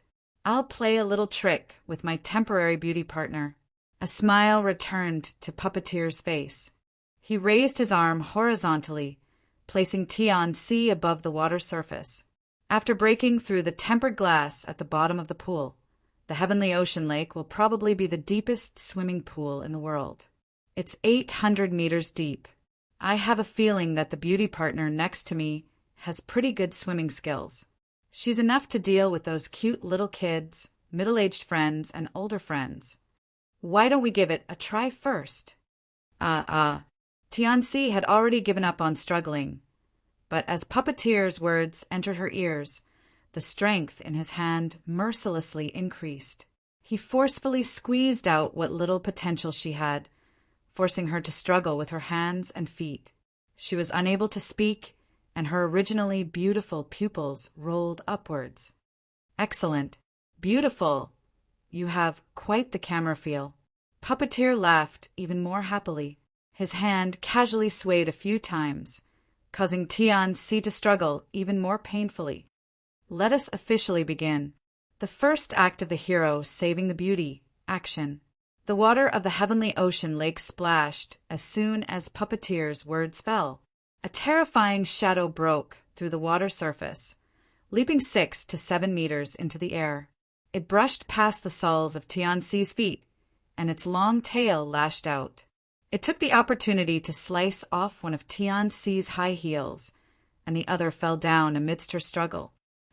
Shuzha, my other partner is quite protective of the fairer sex. However, I'll tell it that the next step is your delicate little feet. Do you want them to be symmetrical? The ice-cold water vapor and the scorching, killing intent assaulted her at the same time. Tian-Si could no longer hold herself back, and tears poured down her face. She cried noiselessly just like that, and the barrier of her willpower completely collapsed. At the edge of the viewing platform, Luo Nan's eyes were still closed, but his eyelids trembled twice. He exerted strength with great difficulty to support himself against the protective glass. He slowly stood up, turned around, and faced the two fiends head-on, but he still didn't open his mouth. Black Beetle turned his head and locked gazes with Puppeteer when he saw Luo Nan's situation. Both of them thought of the word backlash in their minds. Black Beetle then chuckled. You're also trash as a director. Are we still in the era of silent films? You're just doing voiceovers. Where's the dubbing? Puppeteer didn't mind. He gave a light praise, good idea. Puppeteer loosened his grip a bit as soon as he finished speaking, allowing Tian-Si's sobs to pass through her airway with great difficulty. They squeezed out strands by strands. Tian-Si's oppressive breath of despair pierced through the sound of the Heavenly Ocean Lake's water. It entered Shui Lei's ears intermittently, causing his teeth to creak. However, Zhang Yingying had given him orders time and time again that he absolutely could not act impulsively. This was to prevent Black Beetle and Puppeteer from taking advantage of a loophole. Shui Lei had no other choice but to grit his teeth. Luo Nan, on the other hand, maintained a calm expression even though his eyes were closed and blood was flowing. He could even be said to be callous. The situation was still deadlocked. Puppeteer had a big headache when faced with this master who wouldn't be moved by force or persuasion. In the end, time stood on the opposing side in Xia City. Puppeteer could only confront Luo Nan while using his own channels to contact him and ask for advice. A few seconds later, he snapped his fingers. How about this? Let's change methods. Beauty, beauty, don't cry. Let me ask you something. This callous boy in front of us, were you on a date just now? Now he's crying his eyes blind. Why? Can you tell me? Tian-Si's willpower had collapsed. She thought she was dead. How could she respond? Puppeteer shook his head. How about this? For the sake of fairness, I'll tell you a secret first. Our other partner. As he spoke, the mutant devil ray broke through the surface of the water once more. It leaped into the air, but it didn't fall according to the laws of physics. Instead, it resisted gravity and floated beneath the dome, circling around Tian Ci's body. Our partner can actually fly. This way, he can use his large mouth to meticulously grind away the skin and flesh of your little foot bit by bit. He can slowly chomp down. It's better for digestion. So let's work together a bit more. As he spoke, the devil ray's long tail of electricity had already wrapped around Tian Ci's calf. It hooked onto her stockings a bit, coiled up, and gradually tightened. Tian Ci felt the sensation of a snake coiling around her calf. There was even the numbing power of electricity. Her entire body trembled, and the gurgling sound of her throat mixed with her hoarse sobs. She just wanted to faint, but under Puppeteer's control, this became an extravagant hope. Pay attention to the time, Puppeteer reminded her one last time. Tian Ci's thoughts were in complete chaos. Fear ruled over everything. It was like the claws of a demon probing into her brain and rummaging. Whatever was inside, it would be pulled out. Because of Gear. Gear is Senior's sister, Qingwen's masterpiece. You can see it here. Gear? That's the society building we went to first, right? Puppeteer tilted his head and continued to ask, Senior's sister Qingwen? Who's that? It's junior brother Luo, Nan's mother. I have a bit of an impression, but it doesn't seem to be of much use. Puppeteer spoke, but he glanced in Luo Nan's direction from the corner of his eye. Black Beetle stared in that direction with fixed eyes. He suddenly thought of something and contacted someone through his wristband. Hello, you guys are still in Gear, right? Oh, right, it's that society building. Hurry up and prove it. Idiot, isn't it easy to break something? Set it on fire or something. As he spoke, he raised his arm horizontally and turned on the speaker function. He turned the volume to the maximum. A short second later, a loud crashing sound accompanied by crashing noises could be heard. There was no sign of it stopping. Chapter 306. Black Beetle knew that Luo Nan's current injuries were mostly due to the backlash of the secret technique. It had little to do with their methods. But this didn't affect Black Beetle's good mood. He climbed back onto the viewing platform, and his taut face relaxed for the first time. He hissed and laughed at his wristband. Snake tongue. Beautiful snake tongue. I love you to death. Keep going. Keep going. Smash something that looks more memorable. A hoarse male voice came through the wristband's external speaker. Don't try to get close to Snake Tongue if you don't have anything to do. I was the one who did it. Next, destroy the building and smash the outer wall. How about it? Tank, I love you too. Black Beetle was overly excited. His mouth was extremely greasy, and he smacked Luo Nan with the side of his face. He didn't conceal his delight in the slightest. Oh, I'm sorry. I know this move is a bit childish, but it's effective, especially when I look at your face. This is the expression I want. Luo Nan didn't say anything, but Shui Lei couldn't hold back from cursing. You lowly scum.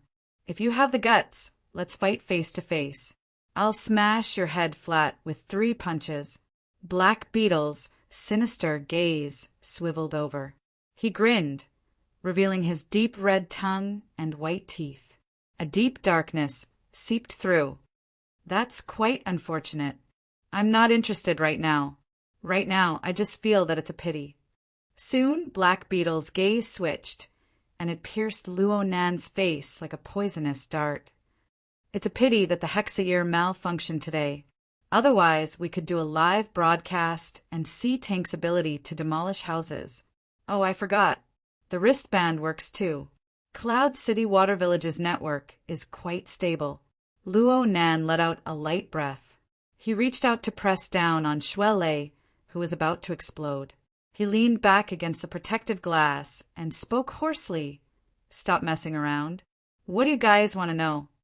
Oh, you finally know how to respond. Black Beetle saw Luo Nan admit defeat. How could he not know that success was at hand? He felt a cool and refreshing air pour down from the top of his head. He felt refreshed to the core. But even so, his miserable experience on the 141st floor was like a volcano crater. It caused a disturbance in his heart.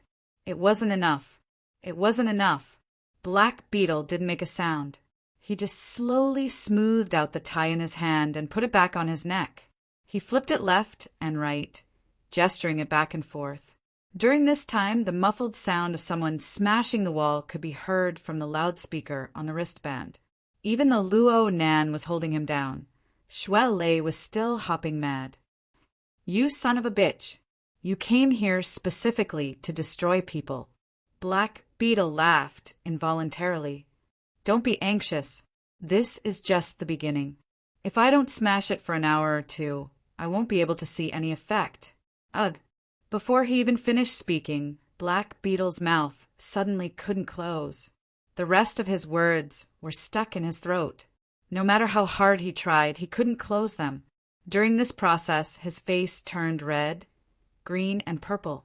It was as if an invisible hand of a demon had covered his mouth and nose, isolating him from the outside world.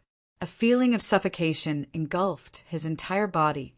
After that, he felt the pain of needles piercing into his brain.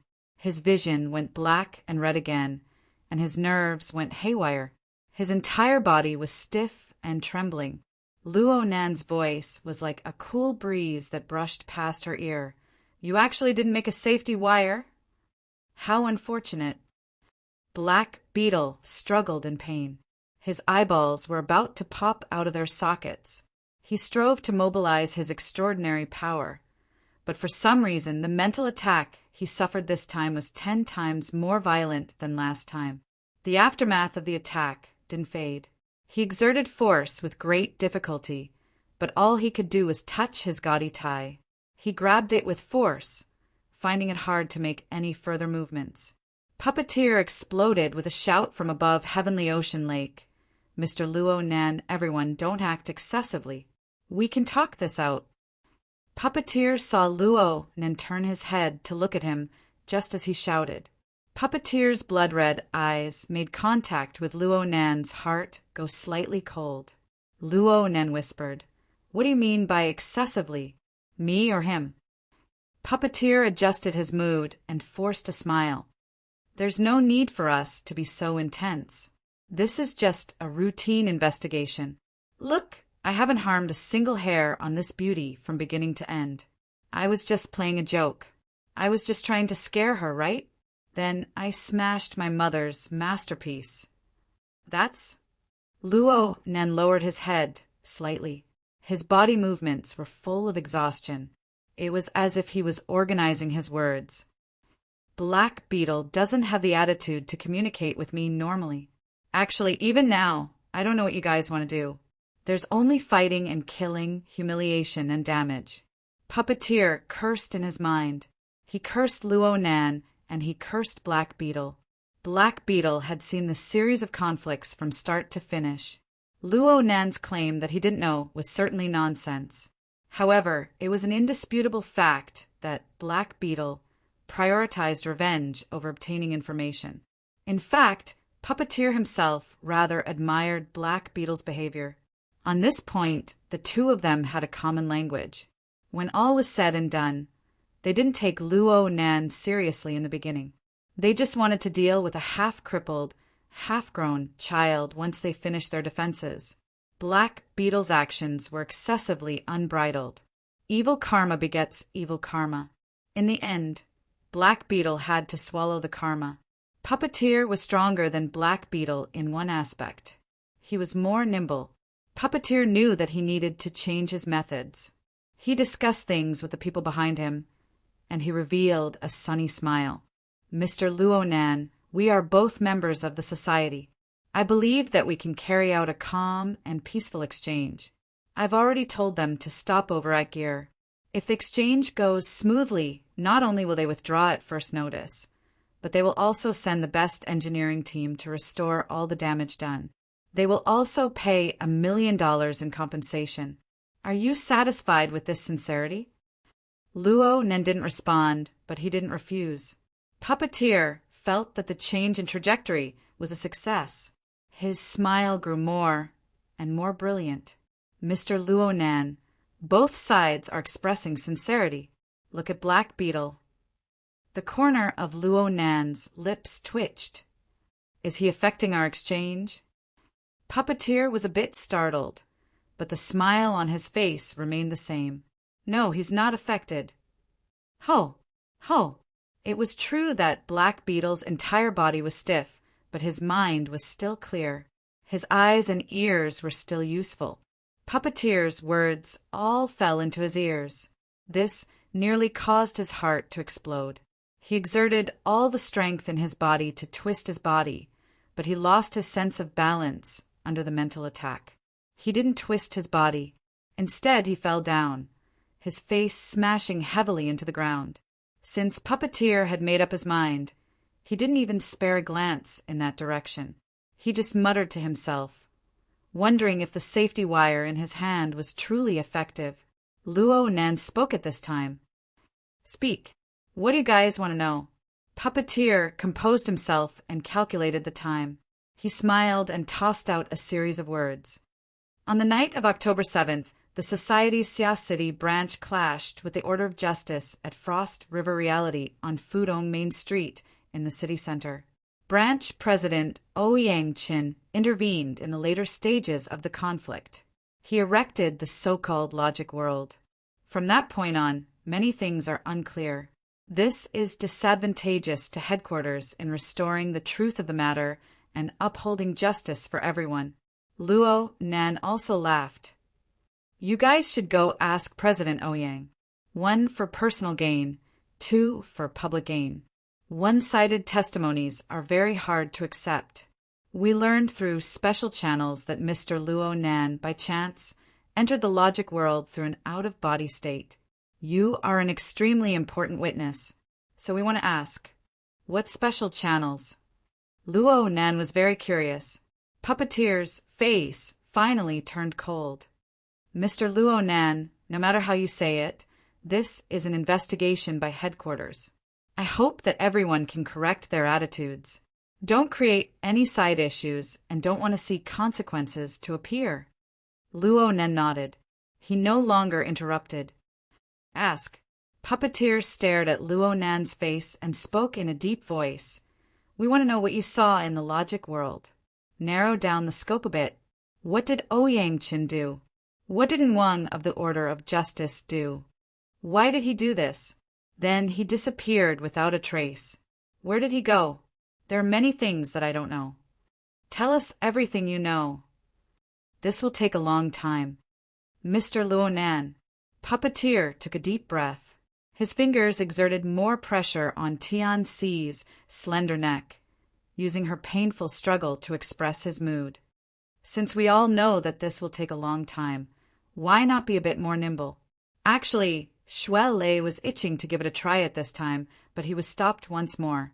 Luo Nan leaned against the protective glass and muttered to himself for a moment. He said, if you want to know in Wang's actions back then, you must understand what the logic world created by President Ouyang is. Puppeteer raised his voice. Mr. Luo, our time is precious. Before Puppeteer's voice could fall, an order came from behind. Let him continue. This information is very valuable. Puppeteer's face twitched, and he instantly switched to a smile. So, please be concise and comprehensive.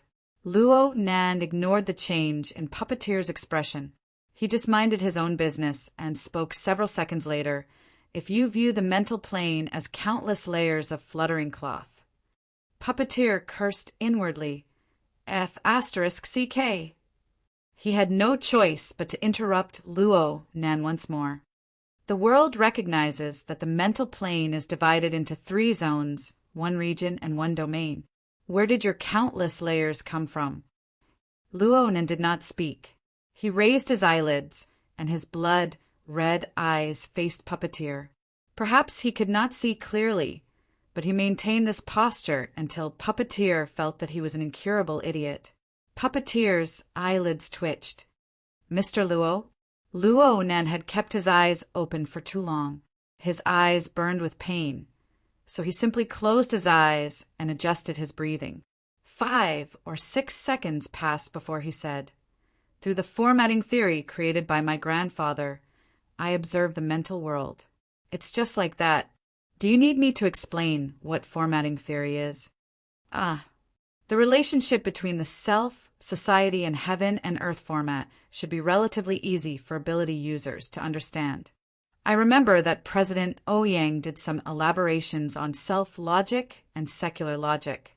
You guys aren't so stubborn that you don't know anything about this, right? 4 or 5 new concepts popped up one after another, causing Puppeteer to be a bit dazed. Luckily, he quickly received instructions from the rear. He corrected the direction of the topic. We can postpone the theory lesson. Right now, you can directly describe it. First, what do you know about the logic world? Second, what is the result of an Wang being in the logic world? Then I won't use a curtain to describe it. Luo Nan raised his head slightly and adopted a posture of reminiscence. The logic world? Now that I think about it, it's probably a part of the heaven and earth format that was forcefully dismantled and pieced together into a temporary production line. In terms of composition, it is a part of the heaven and earth format. In terms of rules, the self format is the yardstick.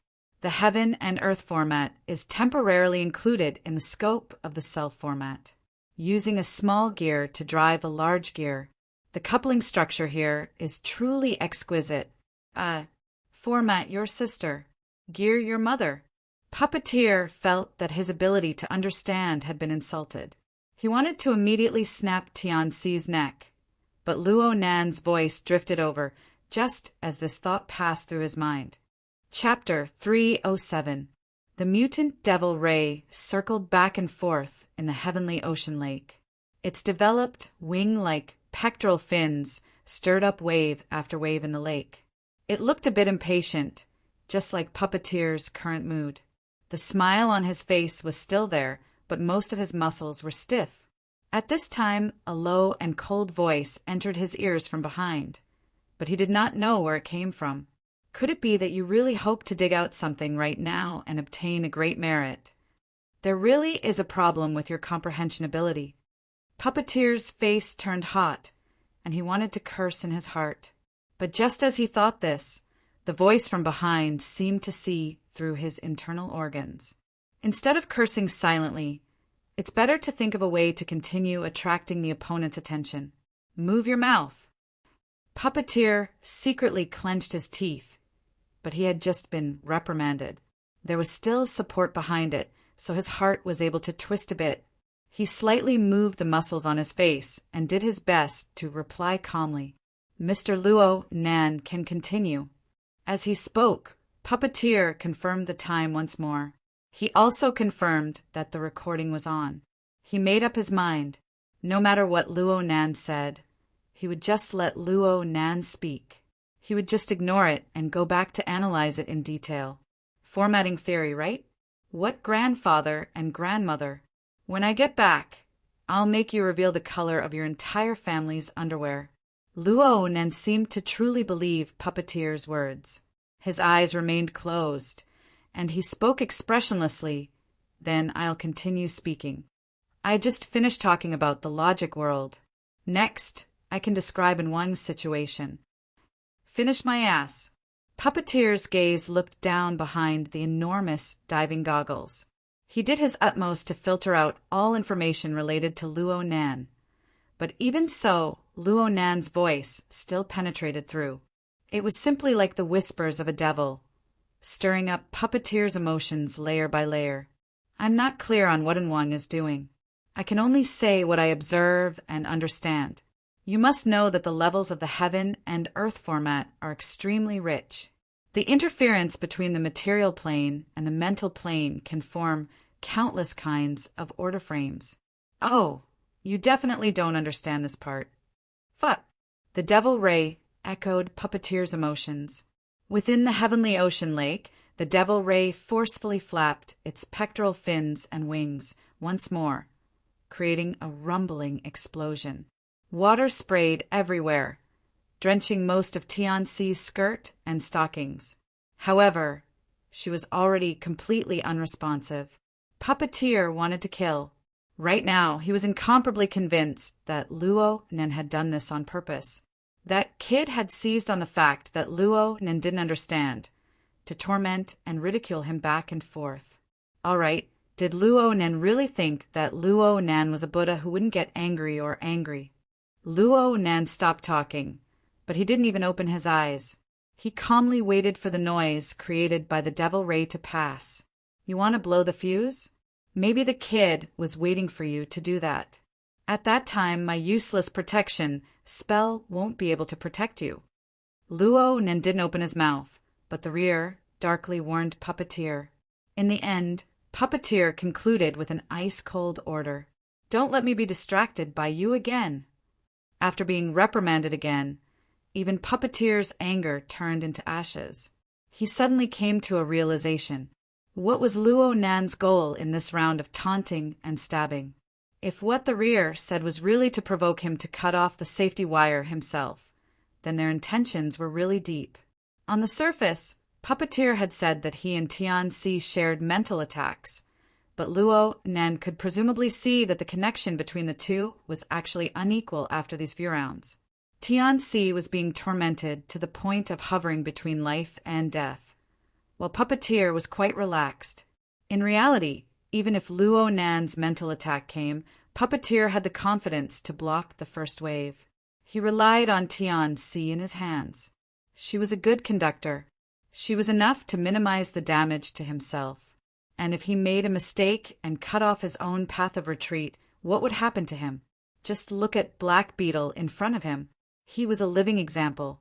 Many complex thoughts flashed through Puppeteer's mind, but a thin layer of cold sweat covered his back. He immediately loosened his fingers and even sent a bit of vital energy into Tianxi to avoid giving her more pressure. He also helped her smooth out her blood and energy. He was afraid that his emotions would be too extreme and he would really strangle the safety wire on the spot, pushing the situation into an unsalvageable situation. He still had to explain to Luo Nan, mutants aren't easy to control. I didn't interrupt your train of thought, did I? Luo Nan was silent for a moment. His voice became a bit deeper. I coined the term order frame. It's normal that you don't understand it. So ask yourself, do you need further explanation? Puppeteer stared at Luo Nan's face. The more he looked, the more he felt that he had dodged a calamity. Otherwise, what would he explain? Would he return the favor with a plum? He was just trying to cover it up. Youngsters these days had ruthless hearts. Puppeteer's mind relaxed and tightened. From the looks of it, Luo Nan still harbored thoughts of direct conflict with them. Perhaps the society's reinforcements were about to arrive. Puppeteer needed to be a bit more careful and make more preparations. Speaking of which, the rear wasn't ready yet. In any case, Puppeteer adjusted his mentality. He accepted his fate. He wouldn't get pregnant just by listening to it. What was there to be afraid of? He put on his signature sunny smile. Of course. It's best if you can explain. I want it. Why wouldn't I want it? Luo Nan felt extremely exhausted after going through so many things. He let out a breath and gasped for a bit before continuing. I came up with this term. The source was the inspiration provided by Child. Child. Puppeteer adjusted his mentality. His utilitarian heart gradually faded, and his mind became much more nimble. He raised an eyebrow upon hearing Luo Nan's words. The ears of truth? Luo Nan didn't respond to this topic. He followed the prescribed order and continued to speak. Child once said that observation is order. According to my understanding, it refers to using one's own logic to comb through the myriad things of the world that one observes, establishing laws of order that are easy for one to understand and utilize. And our existence itself is the product of a certain natural order. Here, the order of the subjective and the objective, the order of the mental and the material interferes. It is like two gears biting together. If the coupling structure is relatively stable and the operation is effective, then it is a gear set with relatively independent functions. It is an order frame. An order frame can be large or small. Speaking small, it can be our own cultivation method, and it can even be subdivided. Speaking large, the myriad things of the world can be included within it. Connections can also occur between the various order frames. The eyes behind the diving goggles blinked. Perhaps it was because his mind had calmed down, or perhaps it was because he had a clear reference. But Puppeteer suddenly felt that Luo Nan's words were quite reasonable if he cast aside the descriptions of gears and formats, and used terms that were easier for Puppeteer to understand. The order frame was like the self-logic of an ability user. Oh, this was Ouyang Chen's concept. Puppeteer preferred the more fanciful term of domain. On the side of headquarters, there were powerful people who proposed that the material world should be regularized. They wanted to use the perspective of pure supernatural power to reinterpret the entire universe. At the very least, they needed to leave a place for the mental plane. Of course, the 50 years of rapid development of the inner world was far too immature when compared to the profound and complex physical system that humanity had developed over 1,000 years. This argument could only be used as a form of motion.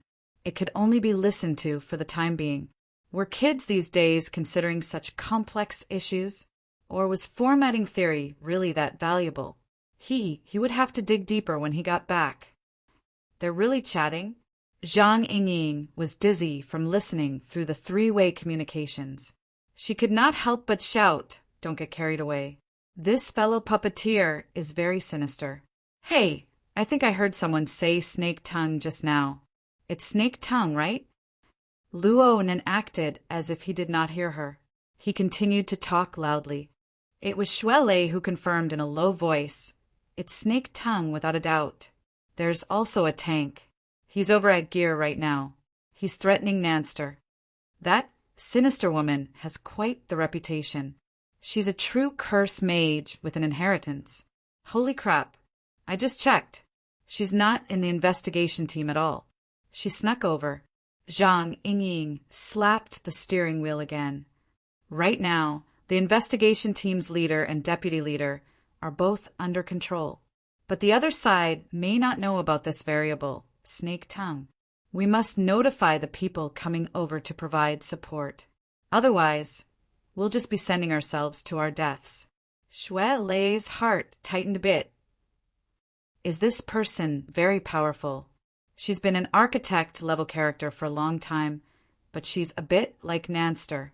Her body isn't too good, so she lives in seclusion and rarely shows herself. But she specializes in curses, and she also understands torture and assassination. She's extremely sinister. When it comes to harming people, she can leave her soul body and travel 1,000 kilometers in a single night to another city. Oh my God! Zhang Yingying stopped slapping the steering wheel and instead slapped her thigh. Be careful of this person. You must be careful. You guys are talking a bunch of nonsense over there, but if she's in an out-of-body state, she can go from Gear to Ocean Sky, Cloud City, in a single thought. Shuelei's scalp went numb when he heard this. He immediately opened his mouth to warn Luo Nan, Nanster. The words just left his mouth when Luo Nan's back borrowed a bit of strength from the protective glass. He stood up straight and spoke softly. You might not be able to understand it if you just say it with your mouth. This way, I can do a demonstration. Puppeteer keenly sensed the minute changes on Luo Nan's side, especially Shuelei. It was clear that Shuelei was communicating with someone and knew some information. Puppeteer's heart tightened a bit, and his body quickly entered a battle-ready state. The smile on his face didn't change. Demonstration? I think what you said just now was quite good. I already understand the concept of the order frame. It's actually a domain, a small universe, a law of heaven and earth. Am I right? Wrong. Luo Nan responded in a straightforward and efficient manner. The core I just spoke of isn't actually in the order frame. Instead, it lies in coupling. The former has a myriad of names, but its source lies in the myriad of connections between each other. My mother classified these connections as coupling. I think it's quite appropriate. In the end, Puppeteer's blood-red eyes opened into a slit. Deep darkness and stillness were mixed within the blood-red color. His gaze fell upon the fallen figure in front of the heavenly ocean lake. The one who's playing dead is a very typical example. Many black beetles, who had not moved at all, felt their bodies jolt. Their scalps went numb. They felt Shuele, who was in front of them, and Puppeteer, who was behind them. Their gazes were like knives as they sliced over. Chapter 308. Black Beetle really was playing dead. Though Luo Nan's second mental attack was much stronger than the first, there was still an end to it. After enduring the most painful period, Black Beetle regained his soul and regained his ability to move. However, Black Beetle could no longer find his position in the current situation. He saw it clearly. This group of people from headquarters were all unreliable, cold-blooded people. After he made a move against Luo Nan, he severed his friendship with the Xia City branch. He did a pirate-style jump and finally smashed into the sea. Right now, Black Beetle hated Luo Nan to the core. He hated Puppeteer to the core, and his teeth itched. Presumably, both sides felt the same way about him.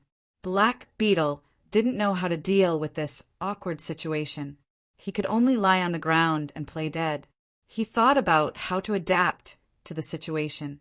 It would be best if the sandpiper and the clam could fight and the fisherman could profit from it.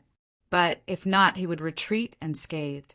Who would have thought that Luo Nan would talk about those inexplicable concepts right when the two sides were about to completely forget about him? Then Luo Nan picked him up in passing. What happened next? The demonstration caused a chill to run down Black Beetle's back. Luo Nan didn't have any good intentions. Should Black Beetle continue to play dead? Or should he rise up in revolt? Black Beetle was so conflicted that he wanted to hit the ground. Luo Nan didn't care about Black Beetle's reaction at all. His voice didn't even pause. From what I can see, Black Beetle's gear set, order frame, has a total of 4 gears inside and out. In the middle is a large gear formed from the structure of body and soul. Practically all power must circulate through it. Every ability user must possess such a central hub. This was relatively simple, and Puppeteer had no trouble understanding it. However, Puppeteer's attention was a bit off. His ice-cold gaze swept back and forth over Black Beetle's motionless body. Needless to say, Puppeteer believed 80% of Black Beetle's story of Luo Nan playing dead.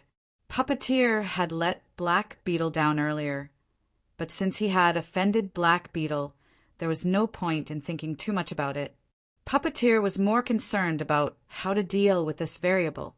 Black Beetle has an outer gear aside from the central gear. That is the 27 beetles scattered on the viewing platform and the 6 beetles in his necktie. The precise number Luo Nan spoke drew Puppeteer's attention back. Luo Nan gave a rough sense. The numbers scattered on the platform should be about the same. However, that gaudy necktie was Black Beetle's core tool. It was always hidden tightly. How did Luo Nan confirm it? After hesitating for a moment, Puppeteer decided not to take it seriously. Luo Nan continued to speak. The 33 beetles appear to be scattered, but they are actually intimately connected through the activation of soul strength. They can form another gear structure at any time. This method should be more flexible, and it wouldn't matter if he threw a few of them. However, the material was relatively brittle, and if he really used it, it would probably only have enough power for one attack. Also, his necktie looks pretty good. It should be polished with gears often. What I mean is that he often uses interference force to communicate with his chi. It can be used as a medium for activation, and it's not that fragile, so it should be more practical. It's insect explosion and poison sting. The former is a corrosive poisonous mist, while the latter is a killing move of the flexible sword style. They are Black Beetle's 2 secret skills. Zhang Yingying's voice passed through the wristband to supplement Luo Nan's words. It allowed the stupefied Shui Lei to hear it a bit more clearly. At the same time, Shui Lei could tell that Zhang Yingying's voice was a bit shaky at the end. What the hell? What the hell? Black Beetle was unable to hear Puppeteer's thoughts. He was also unable to hear Zhang Yingying's explanation, but he didn't need to. Even though he was unfamiliar with descriptions like gear and order frame, what Luo Nan said was something that had fused into his blood. It was the foundation of his foothold in this world. Now that Luo Nan had pointed them out one by one, it would be strange if he felt comfortable. Black Beetle was instinctively unwilling to believe it. No, this isn't logical. Oh, think about it. My information is confidential, but the society is a place with openings on all sides. Zhang Yingying and that mechanical woman know my ins and outs. This little bastard probably knew the result long ago, so he used that so-called order frame of his to wrap things up and mess with my mind? Or maybe this kid doesn't care if I'm awake or not. He just wants to use me to divert Puppeteer's attention. The more Black Beetle thought, the more suspicious he became. The more he thought, the angrier he became. He was conflicted in his mind for quite a while, but he still clenched his teeth and made a decision. He would deal with the myriad of changes by remaining unchanged. In any case, his face was stuck to the ground. He might as well just leave his face on the ground. He would just treat Luo Nan's words as farts, and he wouldn't move. At this time, Puppeteer took the initiative to ask Luo Nan, "Didn't you say there are 4 gears?" "There are only 2. The 3rd gear is a bit different from the first 2. It is independent from Black Beetle's body and soul structure. It's called coupling, but it's more like a parasitic. Parasitism can also be considered a type of coupling. I think it counts." Luo Nan's words were unclear, but they nailed Black Beetle to the ground the instant they entered his ears. Impossible. Black Beetle felt as if someone had used an ice blade to cut open the back of his neck. A bone-piercing chill and pain spread from the center of his spine to the 2 ends. In the blink of an eye, even his toes were covered in ice. Others might be confused, but Black Beetle's mind was crystal clear. What Luo Nan was talking about was his life bug. The source of his ability was a mutant beetle. He had accidentally swallowed it into his stomach in his early years, and it fused with his extraordinary power to build a unique ability structure. He had nurtured it for many years, and the mutant demon bug had already been deeply rooted within his body. It had become the most important foundation of his ability. This was the #1 secret of his life. He had always kept it rotten in his stomach, never mentioning it to anyone. How could Luo Nan possibly know? Unless this kid had a pair of clairvoyant eyes that could see through his internal organs and see through all of his secrets. It was also at this time that Black Beetle recalled the feeling of being transparent and bright, unobstructed and unobstructed. The wind blew through the gaps, and the light shone on the earth. Was there a pair of incorporeal eyes behind this unfathomable sense of transparency, staring at him all the time, not leaving a single hair behind? Black Beetle's heart beat wildly with this thought. He slapped the ground across his chest, and the aura on his body fluctuated. Everyone present had keen senses. Naturally, it was impossible to hide it from them. This kid is really playing dead. Shui Lei had a straightforward temperament. He shouted out, "Go F*** King Dai." Even though Black Beetle's face was pressed against the ice-cold ground, it was as if a fire had been ignited at this moment. An explosion rang in Black Beetle's mind, and a buzzing noise similar to tinnitus poured into his mind. This noise was mixed with emotions of fear and fury. It was like a rising flame, incinerating his plan of playing dead into ashes. He suddenly bent his elbows and straightened his body. Whether it was his body or his consciousness, his first reaction was to charge forward and tear apart the demon that had exposed the greatest secret of his life. Shui Lei had been moving forward by half a body's length from beginning to end. Now he took a diagonal step, blocking Luo Nen behind his broad shoulders. Speed wasn't Black Beetle's strong suit, but strange shifting was engraved in his bones. Even though his mind was a mess right now, Black Beetle still instinctively chose to move when faced with Shui Lei's rock-solid stance. With a few slight movements, Black Beetle shifted Shui Lei's center of gravity, and he saw the face behind Shui Lei. A small portion of Luo Nan's face was revealed. He only had one eye, and only a slit could be seen in his eye socket.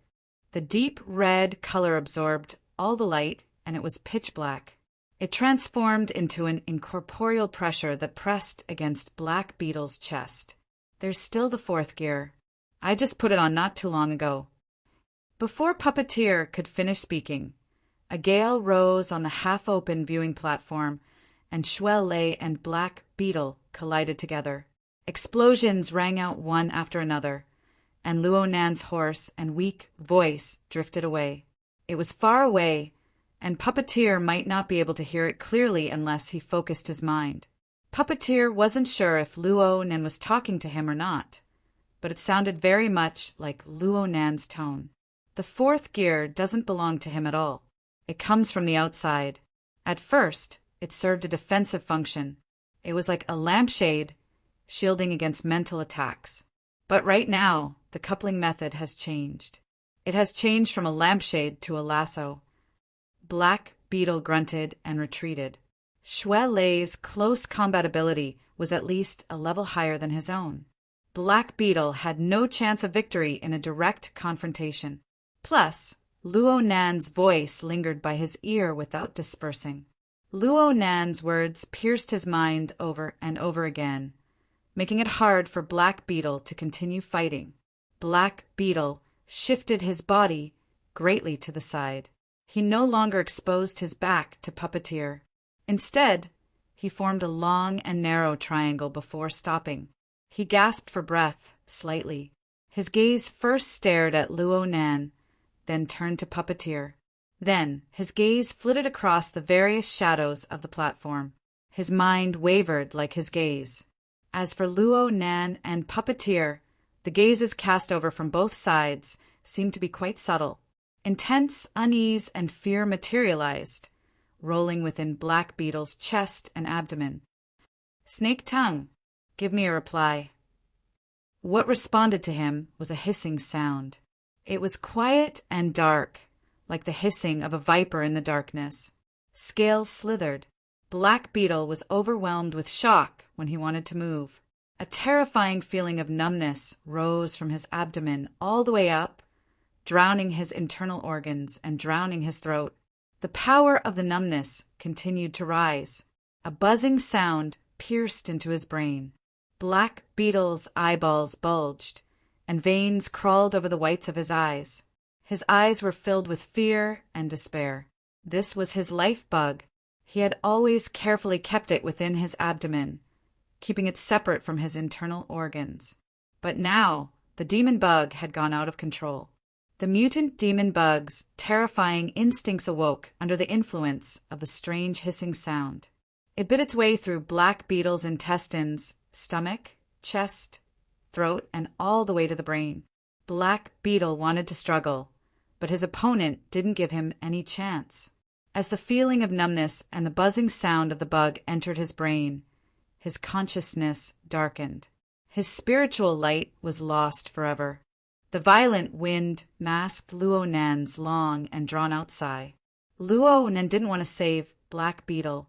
He just wanted to give Black Beetle a warning and trip up his opponent's secret plan. However, he never thought that Black Beetle's methods would be so ruthless. Black Beetle had directly awakened the mutant bug parasitizing within Black Beetle's abdomen. The roles of host and guest were reversed. Black Beetle died rigidly in the wind. He was thoroughly dead. Right now, his body only existed as the exoskeleton of the mutant demon bug. He was tossed about at will. Shui Lei wasn't too sure. He sized up Black Beetle with vigilance and asked Luo Nan, "Is he?" Luo Nan nodded. "Dead." Before Shui Lei could finish speaking, Black Beetle opened his mouth. Yasakasha. Black Beetle wiggled his lips, tongue, and throat. The range was very clear, but his voice was vague and hoarse. When he used too much strength, a green spike even protruded from his mouth. It even swayed left and right. Chapter 309. No matter how fast I rushed, I was still half an hour late. I was enlightened in anger to change the title. This is a contradiction between the details of the outline. Everyone, please don't mind. Shuai Lei was extraordinarily courageous and insightful when he saw this situation that went against normal aesthetics. His human instincts made his scalp go numb. He couldn't help but shiver. What kind of monster is this? Luo didn't answer. On the other hand, Black Beetle turned his body a bit to face the two. He continued to speak from his throat. Pashasha. What Akka means is sorry. Black Beetle enunciated these words perfectly. If one were to close one's eyes, one wouldn't be able to tell the difference between before and after. Even if one were to open one's eyes, it would still be the same person, as long as one could ignore the uncomfortable details. Right now, Black Beetle's behavior was one of incomprehensible restraint and politeness. His hands were a bit stiff as they protected his lower abdomen. They were slightly crossed, and his head was slightly lowered. He really did look like he was apologizing. Acting ahead of time has caused many links to be missed. The transformation still requires a process. Please forgive me. If it wasn't for the unnatural twitching of this fellow's facial muscles, if it wasn't for the fact that insect-like limbs would pop out from his mouth, nose, and even ears from time to time, Black Beetle's current behavior was simply like that of a well-trained etiquette officer. Comparing the front and back, comparing the inside and the outside, gave off a strange, ghastly feeling that made one's heart go cold. Combined with Zhang Yingying's previous warning, Shuai Lei reacted to what was going on. He adjusted his position once more, shielding Luo behind his broad shoulders. He faced the thing that was neither man nor insect directly and growled. Snake tongue. Before the transformation is complete, I really do need to deal with the two of you. However, personally speaking, I hope to engage in a few beneficial exchanges with Lord Luo during this short period of time. The one before him was Black Beetle on the outside, a mutated demon insect on the inside, and a bizarre existence whose will belong to Snake Tongue. It spoke in a seemingly courteous and frank manner. At the same time, its stiff body leaned forward slightly. It was as if it had adapted to the pronunciation. It quickly became smooth and made a deep bow. It had an extremely respectful appearance. Lord Luo's theory is very enlightening. It has broken through a barrier that has perplexed me for many years. I have learned much. Shuai Lei stood between the two. For a moment, he felt that he was quite unnecessary. This was indeed the case. Snake Tongue borrowed Black Beetle's mouth to speak and move. It was just a formality. Her telepathic thoughts treated Shuai Lei as nothing. She only stared at Luo Nan. I believe that Lord Luo should have his own set of gears as well, one that is also carrying out a wondrous coupling effect to see through the laws of life. But it doesn't work very well, does it? As he spoke, Black Beetle's face twitched in a way that didn't match his tone at all. A split second later, his two eyeballs silently shattered. Blood splashed out, and the dark green chelicerae protruded from his eye sockets before retracting. Amidst this scene that made one's eyelids jump crazily, Black Beetle's face revealed a smile. The gaps between his pitch-black teeth were filled with an inhuman aura of death. Gears are extraordinary, but the human body is frail. The more complex and mysterious the coupling, the greater the pressure. How much longer can Lord Luo hold on? Luo Nan stood behind Shuai Lei. He felt a bit uncomfortable on his face. The blood flowing from his eyes was about to dry up. He used the cuffs of his white coat to wipe his face twice. This small action affected the nerves on his face, bringing him a stinging pain. It was as if a small knife was scraping against his face. He exhaled, doing his best to maintain a calm expression on his face. He spoke softly. Is it because of this that you simply killed Black Beetle to reduce the complexity of the coupling and make it easier to control? Lord Luo's words are more apparent once the meaning is clear. Snake Tongue responded through Black Beetle's body, which was riddled with holes. Right now, she had already caught up to Luo Nan's logic of thought. She could come and go as she pleased. Allow me to express my disagreement. Lord Luo's assertion that Black Beetle is dead is a bit rash. I have only made some changes to his mode of existence. According to Lord Luo's words, I have transformed the central gear into something else. Black Beetle's body twitched violently just as Snake Tongue finished speaking. His entire body shrunk into a ball, and he fell to his knees on the ground. His entire body trembled. Shui Lei subconsciously crossed his arms, pushing Luo Nan back a bit. He was afraid that Black Beetle would stir up some other demonic moth. And at the same time Luo Nan moved, a faint and fine incantation came from Black Beetle. The incantation mingled with the cold wind on the viewing platform and blew in all directions. Shui Lei didn't know if it was an illusion, but he felt that the wind on the platform had weakened. It was a thread too late. A series of soft explosions rang out from every region of the viewing platform. Shui Lei's ears trembled slightly. His gaze spun around, accurately capturing every point of explosion. He saw light green mist rise and fill the air in those places. 27 of them. They should be bugs controlled by Black Beetle. They all exploded. It's a bug explosion. Be careful of the nerve poison inside. It's very corrosive if it's stimulated through special techniques. Zhang Yingying had already learned of Snake Tongue's arrival from her wristband. She grew more and more restless, but she had to feign calmness for the sake of not letting these two rookies panic. She endured with great difficulty. Shui Lei's eyelids twitched wildly.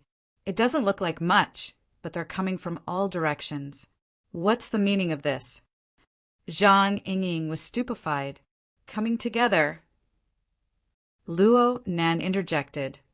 Snake Tongue is currently controlling the airflow on the platform. Leister, can you still climb the building while carrying me? No problem. Even if there was, Shui Lei would still have to overcome it. Then we'll. Forget it. We're a step too late. Luo Nan's voice grew hoarser. His body was indeed under enormous pressure. He grew weaker and weaker, but his mind grew brighter and brighter. It was just as Snake Tongue guessed. The gears formed a coupling relationship under Luo Nan's roughly formed order frame. Perhaps it wasn't smooth, but it was enough to give birth to a spiritual light that illuminated the inside and the outside. There was nothing it couldn't reach, so much so that it possessed astonishing foresight.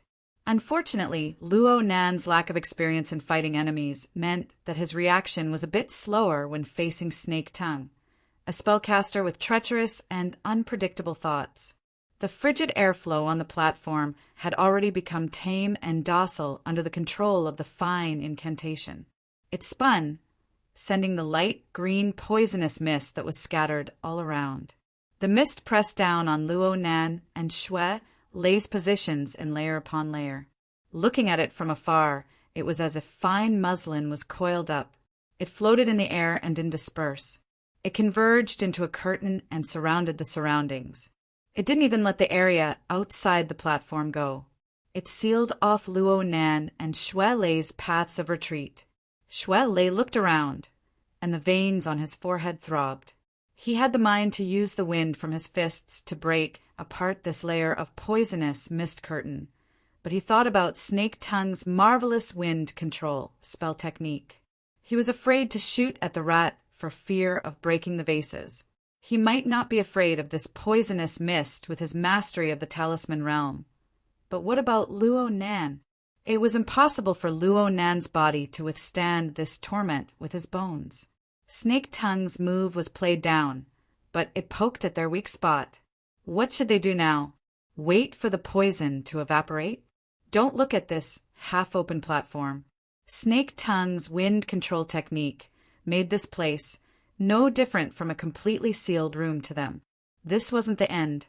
Xue Lei's eyelids twitched again. He saw Black Beetle, who had just fallen to the ground twitching, slowly crawl up from the ground. Black Beetle's body was still a bit shaky, and his two eyes, which had already turned into bloody cavities, endlessly gushed out blood. His face was pierced by a few sharp insect limbs, but he still revealed a polite smile. The transformation is complete. I've made a fool of myself in front of Lord Luo. The masked smile on Black Beetle's face shattered with a bang before he finished speaking. What replaced it was hatred and insanity that warped to the extreme. The two bloody cavities on his face turned toward Luo Nan's direction. He gnashed his teeth and said, "You little bastard who hides under a woman's skirt. Go die!" The sudden change in style made Xue Lei's scalp explode. His eyes went blurry and Black Beetle roared as he charged over. He directly charged through the light green poison screen and punched out head-on. The relatively stable poison screen was smashed into a chaotic whirlpool, and Xue Lei's nose was filled with a fishy smell. Xue Lei thought of Luo Nen behind him and flew into a sudden rage. His majestic body actually swelled to size in midair amidst his fierce shout. His body was like a giant, and his heavy fist smashed down. An explosive bang rang out, and Black Beetle flew back at a speed even faster than when he charged. The bones of his right arm had been forcefully smashed into 3 pieces by Xue Lei, and they were pressed down by the heavy fist. They twisted and collapsed back into his forehead, causing his skull to cave in. But the instant Black Beetle was blasted back, Black Beetle's left hand secretly tore off his tie. He took advantage of the situation and swung it across Xue Lei's chest noiselessly. It was as if Black Beetle's clothes had been cut by a sharp blade. They split open in an instant, and a white mark appeared on Black Beetle's chest. The mark quickly turned red and congealed with blood. It was on the verge of breaking, and it even penetrated with a hint of darkness. Xue Lei gritted his teeth without making a sound. He just stared unwaveringly at Black Beetle. Under normal circumstances, Black Beetle's brain would have burst open in exchange for Xue Lei's attack. Xue Lei would have won long ago, but the fellow in front of him had a warped face and cracked skull. What came out wasn't brain. Instead, it was half the body of an ugly demon insect. Black Beetle even grinned and laughed. "Oh, the feeling of ventilation isn't bad. Why didn't I discover this before?" Xue Lei's mind went cold.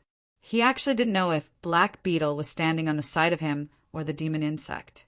What in the world was this fellow? Before Xue Lei could finish his thoughts, Black Beetle's expression changed again. His lips and teeth opened and closed, conveying Snake Tongue's will. "Lord Luo, does this count as Black Beetle's death?"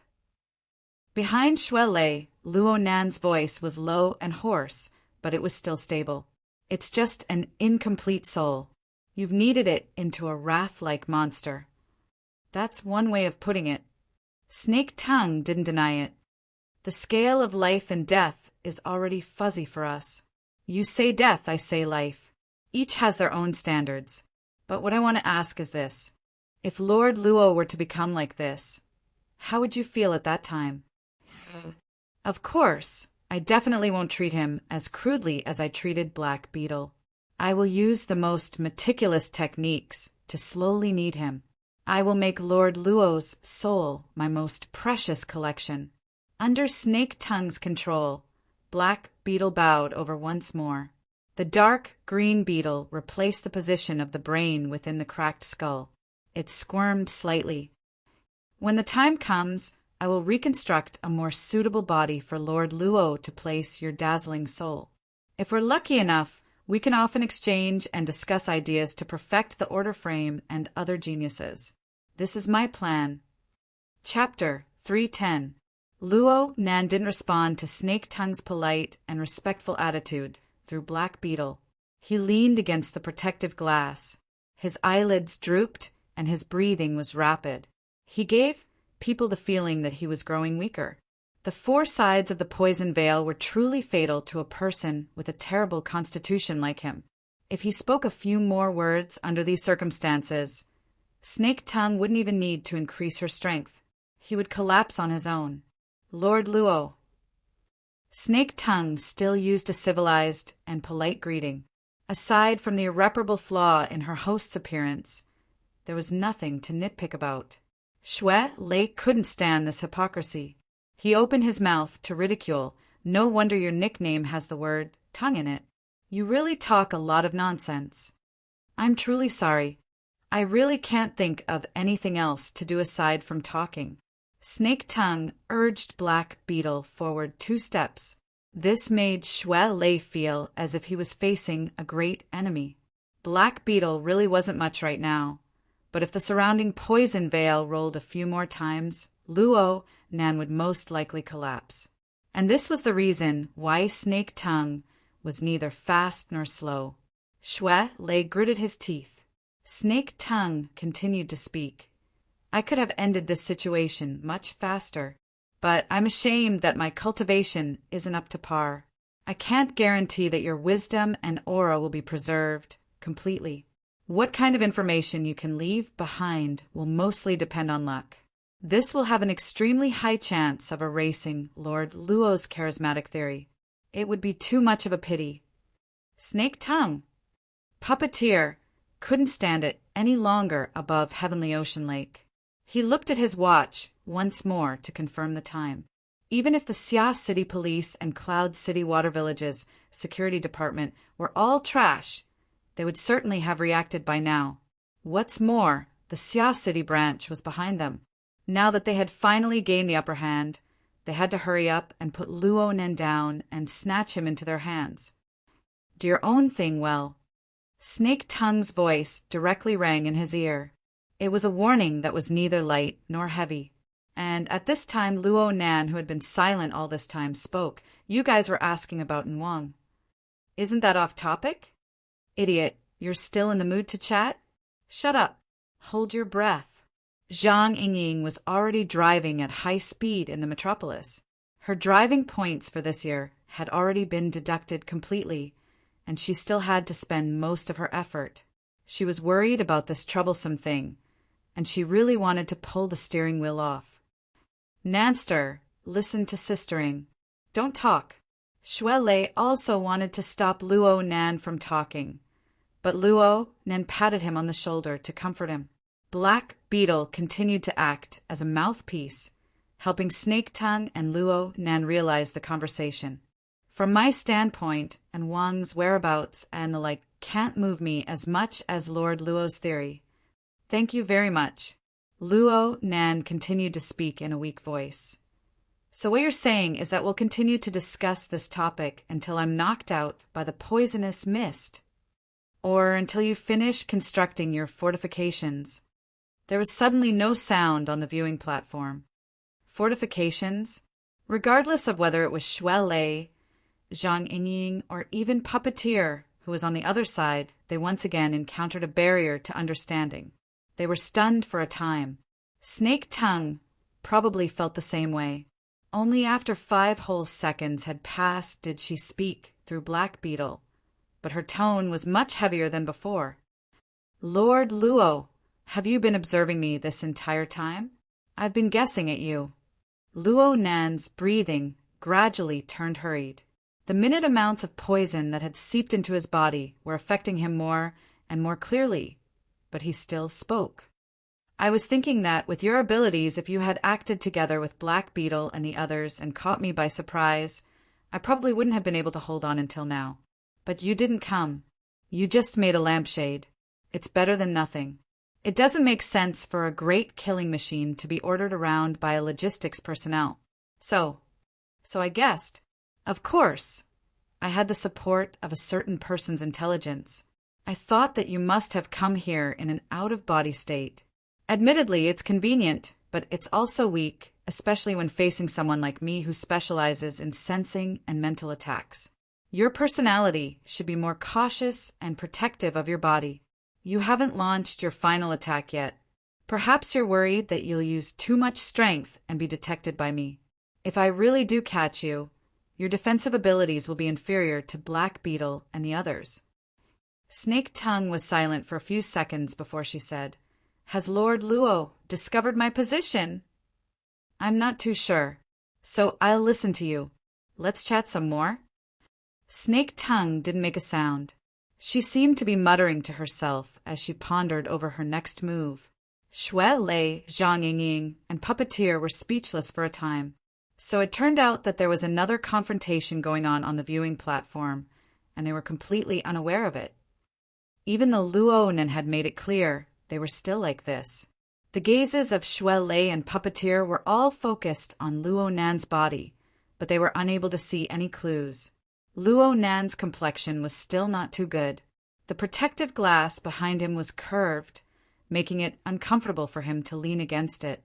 He laboriously adjusted his leaning posture, and when he finally felt a bit more comfortable, he extended 2 fingers and gestured. A second passed, and Snake Tongue spoke through Black Beetle. "Lord Luo's meaning is—" "To answer your question just now, Luonan seemed to be in the mood to talk. You just asked me about the issue of my order frame. According to Black Beetle's evaluation standards, it contains 2 gears. One is large and one is small." Luonan spoke simply, but the inner meaning was much more complicated. Of the 2 gears, the large one was the format pyramid. It was represented by the external neuron and the soul, strength stored within it. Xiao Xinyu called it an external technique during his lecture. He said that it was like an enormous iceberg, its laws strict. The small one was the heart lantern of the eye's orifice. Luonan had made some progress in his 10 days of cultivation. It was an extension of his skeletal system, but it was not mature enough. It could only be considered a sampan floating outside the iceberg. The large and small gears had some sort of coupling relationship from the very beginning. Luonan channeled his soul strength from the format pyramid, causing the heart lantern of the eye's orifice to rapidly grow and strengthen. This was one of the reasons. The heart lantern of the eye's orifice and the format pyramid shared information. This was the second reason. This was especially true for the latter.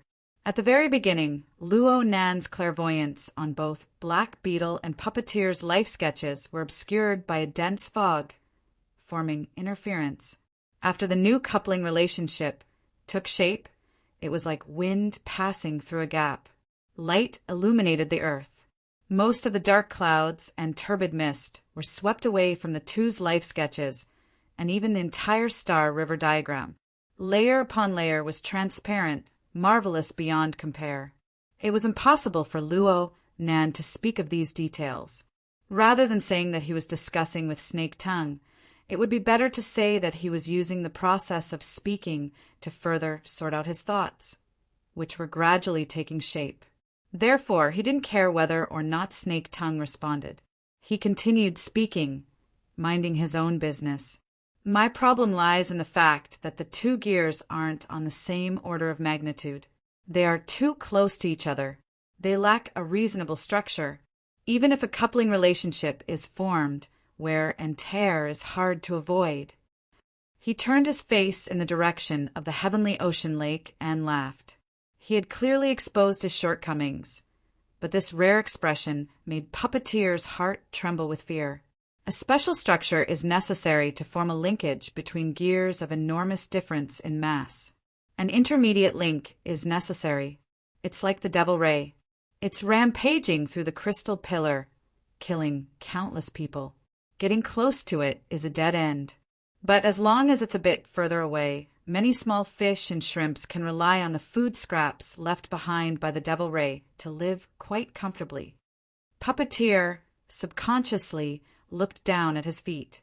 He only came to a realization when he was halfway there. This topic had gone way too far. Even Snake Tongue was a bit unable to keep up with Luonan's rhythm. In the end, she could only let out an unclear sigh. "Lord Luo, When you use your unique way of thinking, it truly makes one revere you. However, we are still mortals in essence. It's not a good thing to be too far away from the mortal plane. Black Beetle suddenly took a step forward as he spoke. Shui Lei didn't know how far the situation had developed, but his duty to protect Luo Nan would not change. He immediately bowed, slightly, entering a fighting state. Luo Nan paused the communication that only he understood. His bloodshot eyes pointed at Black Beetle's ugly and deformed face, but in the end, he just swept a glance over it. Then he lowered his eyelids. "Didn't you want to discuss?" "I'm very worried about Lord Luo's current situation." Snake Tongue's concern was just like Black Beetle's face. All that was left was a shriveled and empty shell. As she spoke, the light green poison screen silently closed up toward the center. The range was very small, and it was extremely cautious. Black Beetle also pushed forward. His speed wasn't fast, but his center of gravity shifted erratically at any time. It was 70 to 80% of Black Beetle's peak state. Shui Lei had to pay attention to the poison screen and smoke, and he also had to lock onto Black Beetle. He also had to worry about Luo Nan's state. His mind was divided. It was truly exhausting. Shui Lei heard the clear sound of Luo Nan's breathing behind him at this time. He was startled. He turned his head to look, ignoring Black Beetle's movements in front of him. Black Beetle seemed to be stunned as well. He actually didn't take the opportunity to launch an attack. Luo Nan didn't care about what the others were thinking. He took a deep breath and slowly exhaled. He didn't avoid the toxic environment surrounded by the poison screen and smoke at all. He subconsciously moved his lower jaw during this process, waving away the numbness on his face. The main component of Black Beetle's bug explosion poison should be a polypeptide neurotoxin. The possibility of it being ISTX-3 is a bit higher. It is transmitted through the bloodstream and acts directly on ion channels. It possesses an extremely powerful paralyzing effect. However, Black Beetle has done a great deal of modulation in order to increase the efficiency of the effect. This has increased the possibility of respiratory tract infection, but it has also reduced the toxicity. Luo Nan didn't even raise his eyes when he spoke to this point. He laughed. "Does this count as being on the secular level?" "Ms. Snake Tongue, we agreed to discuss this. It's not good for you to leave midway." Snake Tongue found it hard to conceal her astonishment. "Lord Luo has done research on neurotoxins. I've taken a lot of medicine. I can resist it a bit. That being said, Luo Nan would have been in big trouble today if he didn't have the foundation of the container format and the opening of the eye's orifice to stimulate the functions of the human body as a foundation. He definitely wouldn't be like he was right now, breathing out poisonous gas, scaring people and playing around." Luo Nan leaned against the protective glass and switched to a more comfortable position. He wouldn't tell Snake Tongue that half of his body was covered in numbness. He would tumble if he took a single step. However, his nervous system was in an abnormal excited state due to the stimulation of the neurotoxin. This was what he needed the most right now. Chapter 311. Luo Nan spoke of frames, gears, and so on. His pretentiousness had truly risen. He paired it with a few professional terms, greatly increasing the effect of scaring people. Snake Tongue was silent for a time. She was probably re-evaluating Luo Nan's state. As for Shui Lei, he wasn't too clear on what was going on, but Luo Nan's appearance made him let out a long breath. His entire body relaxed. "Nanster, you're amazing." Most of Shui Lei's thoughts were on Luo Nan when he was surrounded by the poisonous mist. The feeling of apprehension and fear was truly unpleasant. It was difficult for him to display his abilities to the fullest. Most of his worries were gone now, and the pressure on his mind was lifted. The energy of his entire body became much smoother. Luo Nan gave Shui Lei a thumbs up. He had no intention of telling him the truth. The feeling of losing control of half his body was unpleasant, but it was worth it if he could free up Shui Lei's immediate combat strength. However, Shui Lei was still afraid. He was worried that his opponent would use some sinister trick, so he whispered, "Nanster, I'll take you down now." "No, we'll attack." Luo Nan's voice was even deeper, but his will was unwavering. The veins on his forehead pulsed slightly. The heart lantern of the eye's orifice coupled with the pyramid to form the glimmering breeze. It brushed across the viewing platform and most of the skyscraper. It illuminated every corner, including the life sketches of every living being. The enormous amount of information was not easy to process. Luo Nin could only roughly differentiate based on the distance and the degree of danger. The information piled up, and one response plan after another took shape, alternating back and forth. Luo Nin didn't lack ideas. What he lacked was judgment built from abundant experience. At this time, the principles created by the experiences of his predecessors became the first basis for his judgment. Therefore, Professor Cragburst's principles of mentality were still the basis for Luo Nan's actions. His self-belief and plans were all built on the unshakable advantage of winning, which also created a will that was as hard as steel at this moment. We don't have the time to continue tangling with Snake Tongue. Right now, we need to get rid of Black Beetle. Without this starting point, Snake Tongue can only act in the mental domain. When that happens, victory will be ours. Shui Lei's gaze cut across Black Beetle. He felt that the distance was suitable. He could advance or retreat, but there would be some variables once the battle began. In this moment of hesitation, his opponent made the first move. The Black Beetle let out a low and hoarse syllable. It sounded like an incantation, but it also sounded like the hissing of insects. The poisonous mist curtains closed around them, and the light green color suddenly deepened as it hissed in the air. Combined with Zhang Yingying's information, it was clear that he had forcefully catalyzed the poisonous fog. Not only was it neurotoxin, but it had also turned into corrosive, poisonous fog. Presumably, Snake Tongue felt that the nerve poison wasn't effective enough, so she switched to a corrosive one and tried again. Luo Nan wasn't surprised when he saw this scene. His previous words weren't concealed at all. It was tantamount to forcing Snake Tongue to make a move. He sped up his speech and told Shui Lei, "I remember you saying that you've just mastered the Hidden Thunder." "Huh." Luo Nan didn't wait for Shui Lei to respond. He flipped through the pages of the notebook in his hand, and the last paper man appeared. What was different from its companions was that while it was in midair, its paper body ignited with flames, pouncing into the poison screen that was about to close. Special materials and special techniques formed a special flame. The quality was quite extraordinary, but this was an extremely crude response. The corrosive, poisonous fog exploded and ignited upon contact with the fire. Large amounts of sparks sputtered out, and the toxicity violently evaporated. For a time, Shui Lei's eyes and nose were filled with the smell of fire. His scalp felt like it was going to explode, and he finally understood Luo Nan's intentions.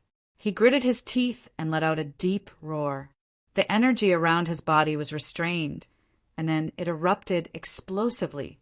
The martial arts suit on his body rattled, and streams of air rolled chaotically, scattering the oncoming flames. This move could prevent fire, but it could not prevent poison. The poison was instantly activated, and it was several times more intense than before. Even Shui Lei felt his limbs go numb. Fortunately, his body was illuminated by the bright glyph. Soon, these negative feelings were completely suppressed and cleanly swept away. Shui Lei was most worried about Luo Nan. Right when he was about to turn around, someone pushed him on the back. "Make it quick." The push wasn't strong, but it was direct and efficient. It wiped away all distracting thoughts from Shui Lei's mind. Shui Lei growled. He relied on his powerful body to forcefully break through the area of sparks and smoke, charging upward. Luo Nan's body subconsciously wanted to slide down as he watched Shui Lei's figure pounce forward. His already chaotic vision became even more blurry. But soon, the format pyramid and the heart lantern of the eye's orifice coupled to form the glimmering breeze. It blew through his orifices and illuminated his body. Everywhere it passed, the feeling of numbness was greatly alleviated. Strands of heat evaporated, giving him a bit more strength. In the end, he was able to steadily lean against the protective glass. He didn't reveal any fear.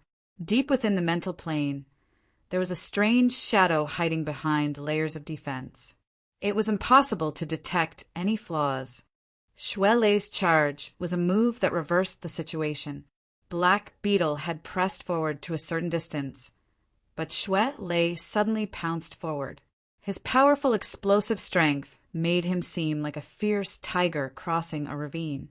He screamed as he arrived, and the stellar energy around his body directly tore apart the remaining smoke and poison screen midway. Black Beetle's control over the poison mist was completely broken, but his footwork was still erratic. He made timely missteps, allowing Shui Lei to charge at him head-on. Shui Lei's gaze was fierce. His tall and sturdy body instantly made a half-turn like flowing water. His shoulder struck and his elbow struck, drawing out a torrential storm of close-quarters combat. His small range of shifting changes was actually not much inferior to Black Beetle's. Black Beetle's reaction was still inferior to his normal state. He dodged the shoulder strike, but he couldn't dodge the elbow strike.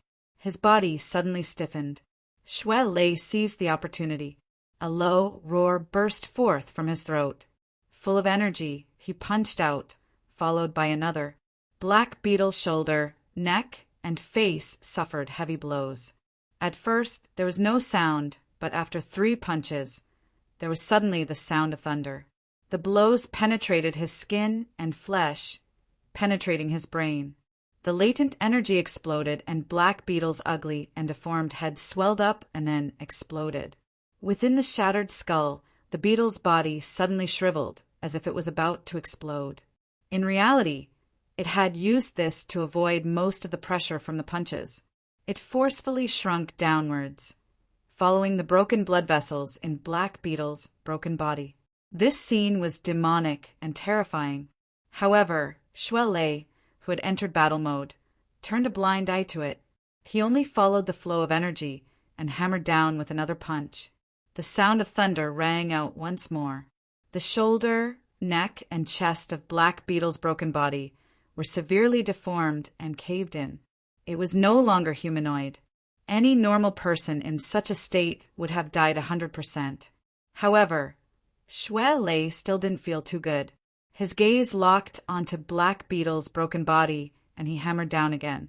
But at this time, Luo Nan's telepathic thoughts directly entered his mind.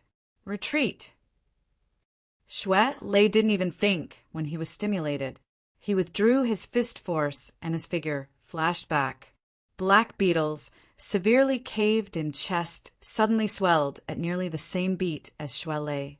It looked like his entire body was about to explode, but before it could explode, it was forcefully restrained by an incorporeal force. In the end, only a bloody mist erupted from Black Beetle's neck, which had already turned into rotten flesh. The bloody light hissed in the air. A portion of it sprayed toward Shui Lei's head, but Shui Lei's fist force burst forth, forcibly shaking it away. Shui Lei's expression didn't relax after escaping from danger. He suddenly turned his head to look at Luo Nan, just in time to see the inexplicable flash of lightning in his best friend's blood-red eyes. Before Shui Lei could understand what was going on, a despairing cry rang out in his ear. "Ah!" The ugly, green-shelled beetle emerged once more from the upper half of Black Beetle's broken body.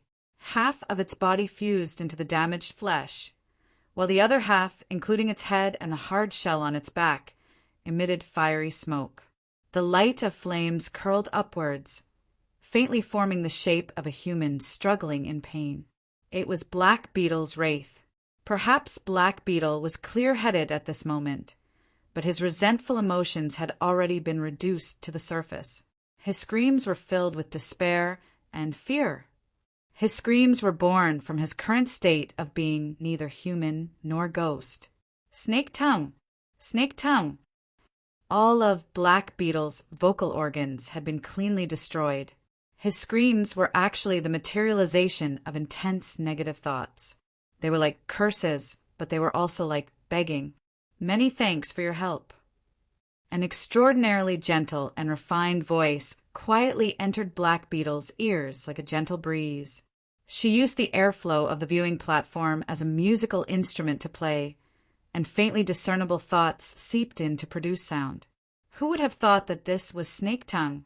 The milder Snake Tongue's reply was, the more intense Black Beetle's reaction became.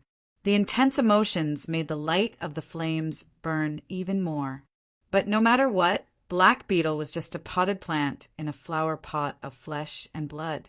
No matter how it twisted and struggled, it couldn't break free. It couldn't die. It just swayed back and forth with its ruined body. The scene sent chills down one's spine.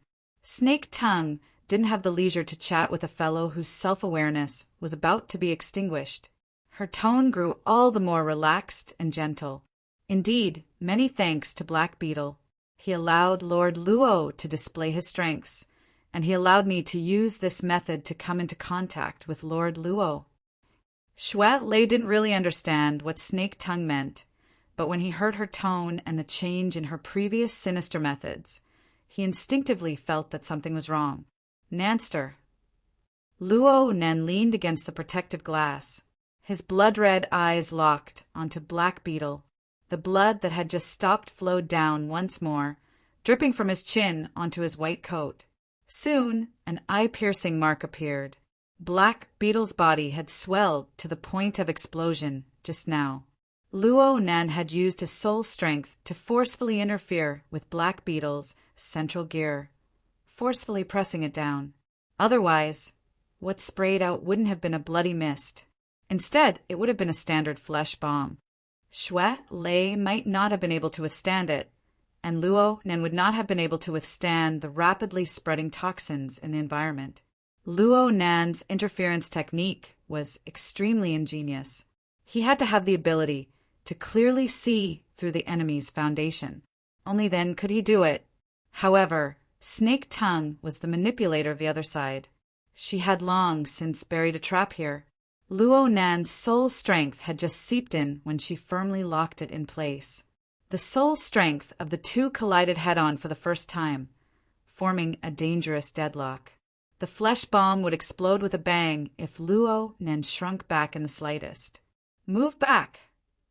Luo Nen squeezed out 3 words from between his teeth. Shui Lei hesitated a bit, then he moved back. Snake Tongue borrowed the power of the wind to speak. Her voice was like a shadow following a body. She seemed to be in the mood for discussion. From the effects of the soul animating the paperman, the intensity of Lord Luo's interference power far exceeds the scope of what the intelligence indicated. Aside from the dereliction of duty of the intelligence personnel, this is the result of the coupling of the 2 gears. It must be a method that he just comprehended. Luo Nen calculated Shui Lei's safe distance as he responded coldly, correct. No bonus points. However, Lord Luo should know very well that the root of your problem doesn't lie in your interference power. Instead, it lies in the serious imbalance between your body and soul. In other words, the problem of the disparity in the size of the gears. The more stunning your performance is, the more severe the consequences will be. So you used Black Beetle to create this trap for me. Luo Nen knew that creating a deadlock situation was absolutely not Snake Tongue's ultimate goal. Even though they were in a deadlock, Snake Tongue still used her superb soul strength to operate her techniques. She pressed down bit by bit, forcing Luo Nen to increase his input accordingly. They intertwined with each other until they transformed into a powerful incorporeal vortex. It was like a melee fight on the mental plane. This was none other than Snake Tongue's meticulous design. She used this method to make Luo Nan sink into the mud of a tug-of-war. Her ultimate goal was to avoid the powerful and fierce long-range attack. Though Snake Tongue had exposed the true location of her soul, she had dispelled the explosive power of Luo Nan's soul strength behind layers upon layers of defensive fortifications. It could be said that she had nothing to fear. Luo Nan sighed, "Fine. I want to say that you distorted the central gears to forcefully realize the mutual effects of the 4 gears on Black Beetle's body. This is absolutely not coupling. Yes, this kind of structural relationship is crude and low-level. It lacks beauty." Snake Tongue's voice was gentle. She sounded more like a teacher reciting beautiful poems. Things don't go as one wishes in the world. In the end, we still need to use the most realistic method to solve problems. Therefore, I used a low-level structure to draw in Lord Luo's interference to restrict your soul strength. Next, I will use this anesthetic form of wrestling to touch the limits of your body, bit by bit, until it completely collapses.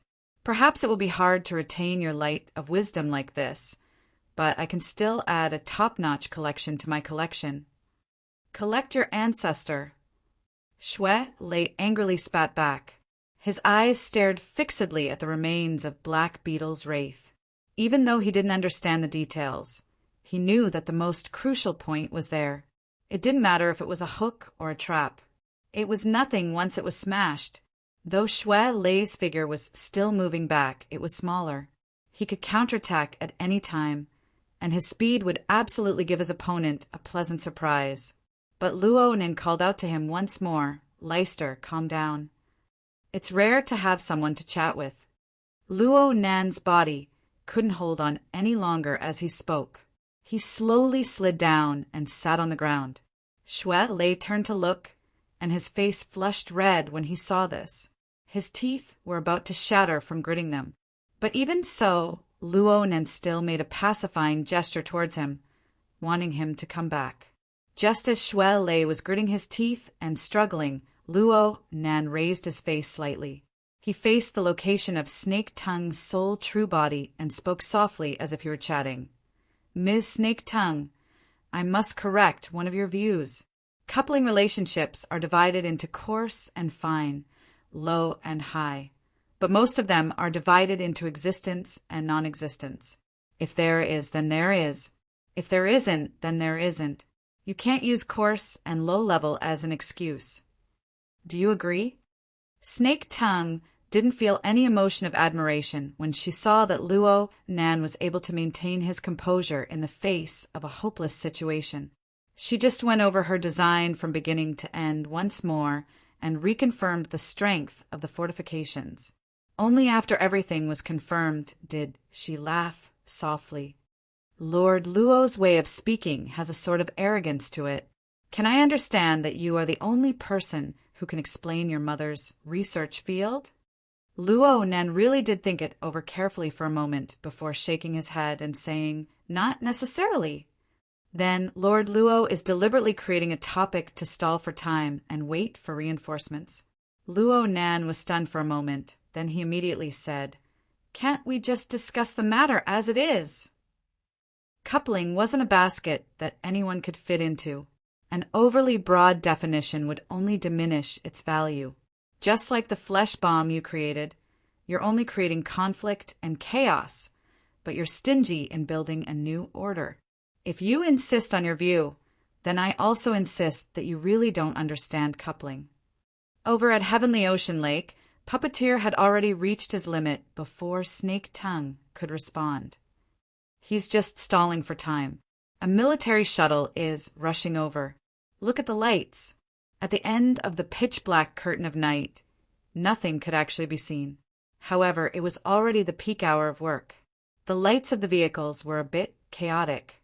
With the relevant experience, it was very easy to determine that these vehicles had received the message to make space for a military police ship that had temporarily cut in line to land.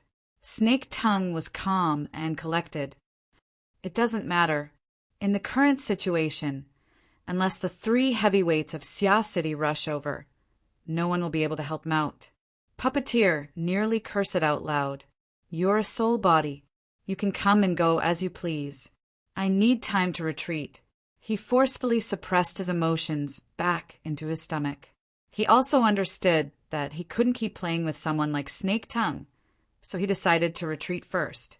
Puppeteer shot a glance at the fuse that was already on the verge of death. This person was already useless. Forget it. I've done my part. I'll help you one more time. You guys play slowly. I won't keep you company. Yeah, before that, I need to leave behind a few beautiful memories. Puppeteer faced Luo Nan and Xue Lei with a smile as brilliant as the sun, revealing a mouthful of white teeth. Then he contacted Tank through his wristband, who had yet to appear. Hello, Tank. Do something that leaves a deep impression on people, like lighting a fire or something. Luo Nan's drooping eyelids suddenly twitched twice. Xue Lei was stupefied for a moment before he suddenly came to a realization. He hastily turned his head to look at the distant wetland jungle. However, the sky had long since darkened. What could he see? Even so, it was impossible to count on the kindness of this group of people. Puppeteer continued chatting with Tank. If time is a bit tight, then just burn the top. Pay attention to destroying the fire system first. Holy crap, that fast? Okay, I'm just talking nonsense. I trust in your professional level. F***CK. Xue Lei's hair stood on end as he thought about the misfortune that the legendary building was currently suffering. He cursed loudly, Snake Tongue, you dare? Puppeteer shrugged. None of her business. This has nothing to do with me. Snake Tongue's voice was as gentle as before. However, regret is a hook buried within one's memories. It can always pull out the most moving tastes in the world. I don't mind painting my collection with a layer of tragic colors. Puppeteer cursed her inwardly for being unreasonable. His gaze behind the diving goggles swept past Xue Lei, who was practically on the verge of burning. There was also Luo Nan, who was sitting on the ground. Only his blood-red eyes faced Luo Nan, who had an expressionless face. Hiss, steady. You're pretending to be like this to purposefully disgust people, right? Fine, we'll be disgusted by each other. Puppeteer's smile grew even wider. Fine, you guys chat slowly. I'll be leaving first. Oh, thank you, Snake Tongue. You saved me the expense of a fuse. As he spoke, his thumb, which was gripping Tianxi's slender neck, rose slightly. He forcefully moved the woman's chin, forcing her to regain a bit of clarity. Emotions of fear surfaced once more within Tianxi's hazy and dazed pupils. Puppeteer smiled in satisfaction and whistled again. The water of the heavenly ocean lake rumbled, and the devil ray restlessly slapped the surface of the water. Its enormous mouth split open, and it looked at the figure above, drooling with desire. Puppeteer laughed softly, but he deliberately raised his voice. This is your reward. Drag it down and enjoy it slowly. Don't be too anxious. Let the people on every level take a look. Let our Mr. Luo have ample time to consider. His mother's work or his lover's life? Which one should he save first? Or perhaps he can't save either? Puppeteer's gaze pointed at Luo Nan once more. His gaze locked with those blood-red eyes, and he maintained a smile. His 5 fingers loosened, allowing Tianxi to fall down. The water rumbled, and the devil ray slapped its pectoral fins. It leaped up, its large mouth opened with fine teeth, and it faced the figure above. It was in this instant that Puppeteer saw the blood overflowing from Luo Nan's eyes, as well as the marks that continued to be engraved on his face. Puppeteer's heart was incomparably satisfied. His index and middle fingers, which had just been freed from the burden, streaked across Luo Nan's forehead, sending a greeting. We'll never meet again. Puppeteer gently leaped up, heading toward the dome. He was just about to cross over the framed steel beams when he heard the muffled sound of falling into the water. The clear difference made his heart skip a beat, and he instinctively lowered his gaze. He just happened to see the devil ray unfurl its pectoral fins that exceeded 15 meters in length. It was like an enormous demonic bat as it soared into the air and landed beneath Puppeteer's feet. Why did it fly so high? Hold on, was that the sound of water? Puppeteer's gaze shifted, and he saw a velvet skirt temporarily bulging from being soaked in the water within the undulating waves of the heavenly ocean lake. Get out of the way. Snake Tongue's unprecedented warning exploded, causing Puppeteer to shiver in shock. However, this did not hinder his instincts, which had been tempered over and over again, from forcefully shifting his position. And at nearly the same time, another deep shout exploded directly on the soul plane. Puppeteer! Puppeteer knew that he absolutely should not be distracted, but the fierce and cold blade that penetrated the depths of his soul forced Puppeteer to turn his head. He locked eyes with the blood-filled eyes in the distance. Lightning tore through the turbid blood, dazzling to the eye. Even though he was wearing diving goggles, Puppeteer still instinctively squinted his eyes. It was as if he really could see a lightning spear flickering in the night sky, heading straight for his chest. At this moment, all his instincts and tempering were annihilated in a puff of smoke under the soul-tearing attack. Puppeteer's body stiffened in the most unnatural way. The mutant devil ray's body was enormous, and its flying momentum was swift and violent. Even though Puppeteer had shifted at least 3 body lengths, it was still not enough. It was far from enough. A rain of blood sprayed out, and the sharp teeth of the devil ray's mouth latched onto Puppeteer's right arm. It was the same arm that had previously choked Tianci. In an instant, Puppeteer's limbs were separated. Then came the impact of the pectoral fins and wings. The hidden mutated barbs directly pierced through Puppeteer's chest, piercing in along with 2 rows of ribs. The sharp pain caused him to sober up a bit.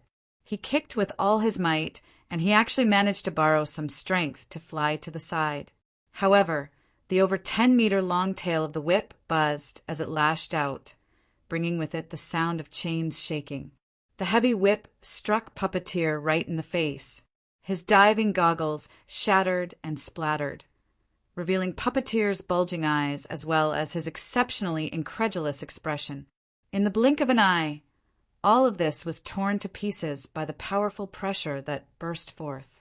Only a headless and mutilated body fell straight into the heavenly ocean lake.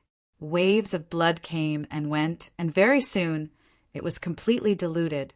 Chapter 312. After killing the previous controller in one fell swoop, the Devil Ray took the opportunity to sink. Its huge flat body was almost touching the surface of the water, but it did not enter the water. It only flapped its strong pectoral fins. The pectoral fins were not wings after all, and the frequency of their undulation was very slow. However, when the airflow passed through the cross-sections that looked like waves, it was affected by an amazing force and gathered layer by layer. The density of the airflow increased and became one of the sources of power, allowing the gigantic body that weighed several tons to be lifted in the air calmly. The 15-meter wide behemoth floated above the viewing platform. It was not only spectacular, but it was also terrifying. The pool below was affected by the compressed air, and waves surged up the shore layer by layer. Tianci, who had just fallen into the water, was also lifted up by the surging waves. She lay on the edge of the pool in a daze. On the other hand, Puppeteer, who was completely dead, was completely submerged in the ripples of water, vanishing without a trace. You can already control mutants, yet you're doing such meticulous work. Due to the impact of Puppeteer's death, at least half of Snake Tongue's attention was currently focused on the heavenly ocean lake. Actually, she could still accept the Devil Ray's betrayal. Puppeteer, this half-baked Puppeteer, deserved to die this way. It was just a matter of time. On the other hand, mutants with strengthened bodies were not much of a threat to her. What truly concerned Snake Tongue was Luo Nan's method of controlling the Devil Ray. Based on the Devil Ray's performance, It was able to clearly distinguish between a person who had fallen into the water. It had sent Tian Si to the shore and let Puppeteer's corpse sink to the bottom. The rarest thing was to follow one's natural instincts and make use of the impact of the waves. This was the consideration of the Devil Ray, not the thinking of humans. This proved one point. Luo Nan's control over the Devil Ray was to subdue it, not to manipulate it. This was an extremely high-level technique, even among the puppeteers. Puppeteer had used professional techniques to bypass it. But what did Luo Nan rely on? Luo Nan must have seen Puppeteer reveal the Devil Ray. Luo Nan only acted on the spur of the moment. During this entire process, neither Puppeteer nor Snake Tongue herself noticed anything at all. Even when the Devil Ray betrayed them, Snake Tongue still couldn't confirm what was going on. This method was not mentioned in the intelligence. Of course, Luo Nan intimidated Puppeteer with his long-range bombardment, causing Puppeteer to lose his life. The impact on Snake Tongue was even more direct. It was clear that Luo Nan wasn't restricted by her at all. What in the world was going on with her entanglement on the mental plane? This guy is like a treasury. No, an armory. Snake Tongue was completely unable to predict what this seemingly inexperienced and stubborn half-grown child would pull out in the next moment. Could formatting theory and coupling theory be a spiritual weapon production line? Due to the impact of Puppeteer's immediate death, Snake Tongue's considerations had clearly increased, to the point where she forgot for a moment that now wasn't a good time to mull over such matters. With a slight jolt, he locked onto the location of his soul body. Snake Tongue's heart sank a bit. She saw Luo Nan turn his head at the edge of the viewing platform. The lightning in his eye sockets tore apart the bloodstains and pierced through the air. It was the move he had used to deal with Puppeteer. Snake Tongue had exposed the location of her soul body for the sake of better entanglement with Luo Nan on the mental plane. She looked at Luo Nan from a distance, separated by the remains of Black Beetle's body. At the time, she was certain that Luo Nan could only struggle in the mud of soul strength. Long-range attacks would be hard to realize. She had nothing to fear. But Puppeteer used his life to remind her. His judgment was completely wrong. Snake Tongue knew that it was too late to dodge, so she relied on the fortifications to resist. Unfortunately, the tyrannical attack that he had predicted did not come. There was only a wisp of gentle wind and a beam of faint light. It was slightly warm, but it was the wind brushing against the sunlight. It was very penetrating. What's wrong? Snake Tongue had a bad feeling. On the mental plane, the creeping grass leaves and thick vines trembled noiselessly. They crisscrossed layer by layer, forming a special structure that covered the majority of the viewing platform. The complex surface structure often caused people to overlook the roots of the vines. In reality, every thick vine had a parasitic soil. Earlier, when Luo Nan had cleared the area, he had knocked down several dozen tourists. These people had been used as trash by Snake Tongue. She had planted the Nightmare Vine spell on them, interweaving their energy, blood, and soul power into a net, becoming the foundation of her fortifications. This move was similar to Puppeteer's fuse, but it was more exquisite.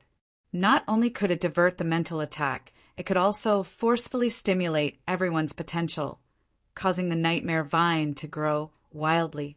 It became a resource for Snake Tongue to control.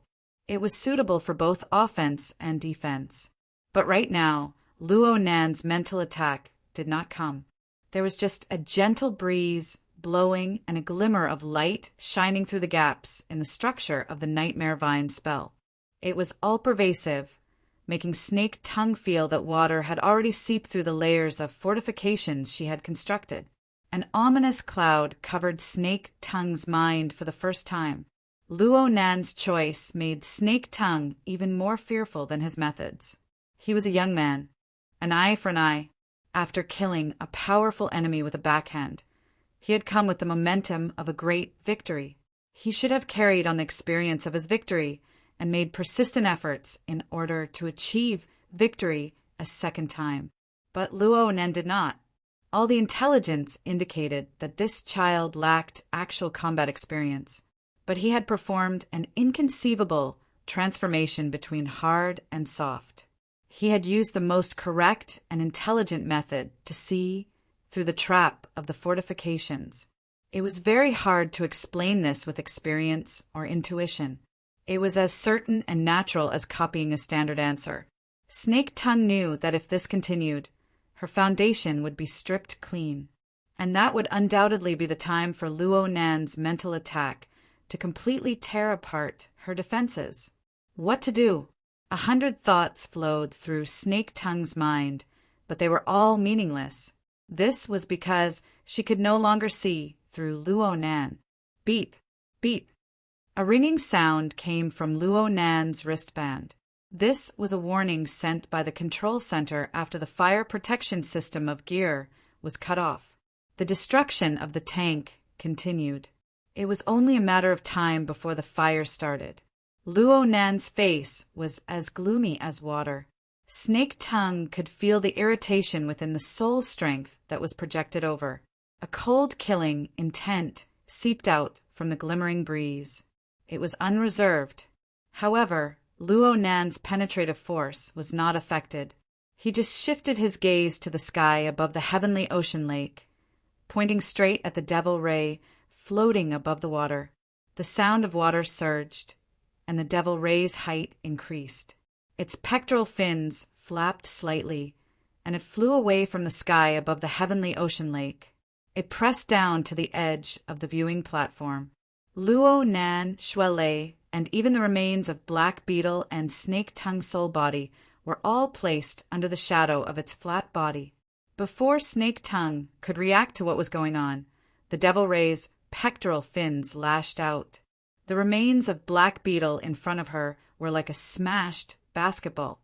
His entire body deflated, and he was flung over 30 meters away. He only stopped when he smashed into a decorative statue on the platform. The pure power of the attack did not break the balance. Instead, it simply crushed him. Plus, Snake Tongue was distracted. She didn't react in time, and the flesh bomb didn't even explode. It was destroyed. 70 to 80% of the bones in the remains of Black Beetle's body were shattered. He was like a broken water bag, blood gushing out. His foundation was destroyed. Black Beetle's wraith was like a candle in the wind. It flickered twice, and then it was completely extinguished. Snake Tongue didn't even let out a grunt. At least half of this attack was meant to vent his anger. So what? Luo Nan controlled the devil ray, killed Puppeteer, destroyed Black Beetle, and grasped the initiative on the mental plane. Right now, Luo Nan was the master on the viewing platform. Everything he did was correct. The destruction of the flesh bomb meant that Snake Tongue had lost yet another bargaining chip. The situation was even worse. Looking at the entanglement of soul strength now, it was simply a self-directed, self-indulgent farce. The funniest part was that she still didn't know how Luo Nan had split his strength to control the devil ray, kill Puppeteer, and then attack again in the blink of an eye. Could it be that Luo Nan's soul strength was limitless? His body. How could his body possibly hold on? On the other side, the body of the devil ray was far too large. It was hard to control its balance in the air. It had just slapped away the flesh bomb when the tip of its fin accidentally struck the protective glass at the edge of the viewing platform, directly breaking open a huge gap. Shards swirled in the air, and some of them landed on Luo Nan and Shuelei's heads. Shuelei raised his head to look at the sinister bloody cavity on the devil ray's abdomen. He was still a bit stupefied. Luo Nan must have been nervous to see it sink bit by bit, but he didn't understand how it had reached this step. Leister, give me a hand. Luo Nan supported himself against the protective glass and slowly stood up. His legs were still weak. Shuelei had no time to think. He rushed forward to support Luo Nan's arm. Only now did he remember to grimace in pain. Was this done by you? Relax. It's quite obedient. It was just as Luo Nan said. The devil ray displayed itself to be extremely docile. It seemed to have recovered some traces of its personality from before its mutation. It sank bit by bit. An incorporeal magnetic field counteracted most of the gravity, and the compressed air that flowed through its pectoral fins and wings stirred up faintly discernible ripples. It carried out fine adjustments to its posture, displaying its ability to hover at an extremely low altitude. The Devil Ray descended until it was only 15 centimeters from the ground. It was like a standard flight of stairs, but it was a bit too wide. Its enormous body seemed to be rippling endlessly, but not a single drop of water actually touched the ground. Only water droplets sprinkled onto the floor tiles of the platform. Luo Nan sized it up quietly, feeling the obedience and fear of this enormous creature. On a plane that the vast majority of people were unable to reach, the high imitation version of the human-faced arachnid had already fused most of its body into the Devil Ray's body. Incorporeal spider silk pierced through its body, penetrating and twisting nearly all of its vital organs. It turned the Devil Ray into a temporary parasitic target. Just like this, the Devil Ray still had room to struggle and resist. The problem was on an even more marvelous plane. The heavily chained crow invaded the Star River scene of Luo Nan's mental clairvoyance, locking onto the life sketches of the Devil Ray. It pierced through every star, weaving them into an even more abstract, three-dimensional picture. Amidst the deep, vibrating sound, the Devil Ray no longer had a domain of freedom that belonged to it from the inside out. It could only lower its head. Luo Nan extended his hand and lightly touched the side of its pectoral fins that were flipping like waves. The outside was wrapped in a layer of mucus. It was cool and smooth to the touch, but the force was not light. It jolted Luo Nan's palm numb. "You're Nanster, don't." Chapter 313. Xue Lei's worry was justified. The smooth and soft back was not easy to stand on, and Luo Nan was very weak right now. If Xue Lei had not supported him, Luo Nan would have been swung off the moment his other foot left the ground. Luo Nan had no intention of giving up halfway. He took a deep breath, and lightning flashed in his eyes once more. The marvelous coupling power of the big and small gears penetrated through his body. It was like the stimulation of an electric shock cardiopulmonary resuscitation. The pores of his entire body opened up, and a numbing heat wrapped around him. The heat was dense and undissipated in a small circle inside and outside his body. Xue Lei was caught off guard by the feeling of electricity passing through his palm. He let go by reflex, but his reaction was top-notch. He extended his hand to support Luo Nan, but Luo Nan exerted force with his left foot, which was on the edge of the Devil Ray's back. He stepped out and truly stood on the flat body of the Devil Ray. The Devil Ray was not quite used to it. The amplitude of the undulations of its body suddenly increased, and Luo Nan's body involuntarily leaned forward.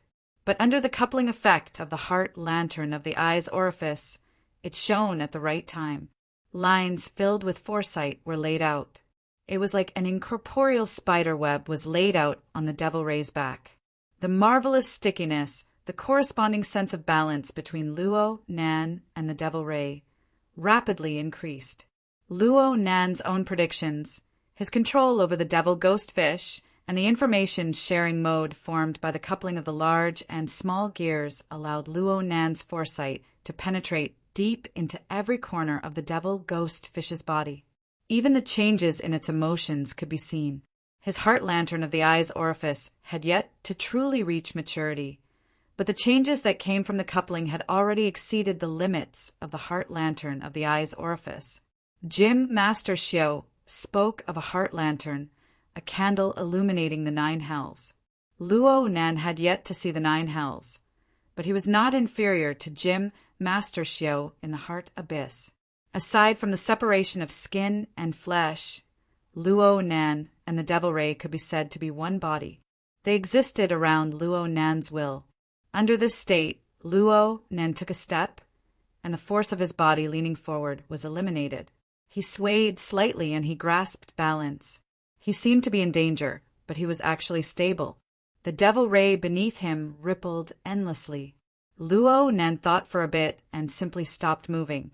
The vibrations of the flat body of the devil ray beneath him increased in amplitude, and Luo Nen intentionally controlled the mode. Luo Nen stepped on the rippling body and moved forward smoothly, all the way to the front of the head of the devil ray.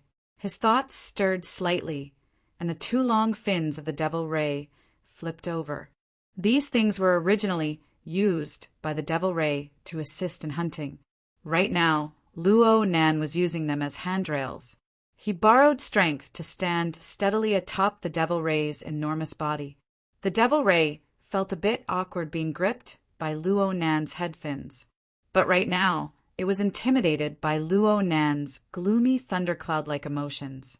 The actions of its enormous body were naturally influenced by those emotions. The frequency at which its pectoral fins and wings flapped increased by quite a bit.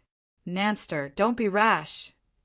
Shuet Lei wanted to jump up as well, but this would instantly break the balance between Luo Nan and the devil ray. It would be much more difficult to adjust. Therefore, the devil ray shook its body in a very unfriendly manner and floated up, not giving Luo Nan a chance. Shuel Lei was both anxious and angry. He looked at where Luo Nan's gaze was pointing, and he saw that Luo Nan had cast his gaze toward the forest behind the curtain of darkness. How could he not know what his best friend was thinking? Shuel Lei immediately said, "Hey, hey," but his mouth was clumsy at this time. He was unable to speak a reason, so he could only ask Zhang Yingying for help. "Hurry up and persuade Nanster. He wants to ride the fish and fly over." Huh. The series of unforeseen events happened far too quickly, and most of the key segments occurred on the mental plane. Zhang Yingying wasn't too clear about the changes in the situation on the viewing platform. She just felt that there was something wrong with her ears, or that Shuel Lei's mouth was cramping. Luo Nen actually took the initiative to contact her, just as she was confused. "Give me information on Tank. Tank, I say." Immediately, Luo Nan's voice wasn't loud, but it was so heavy that it made one's heart flutter. Zhang Yingying felt inexplicably weak.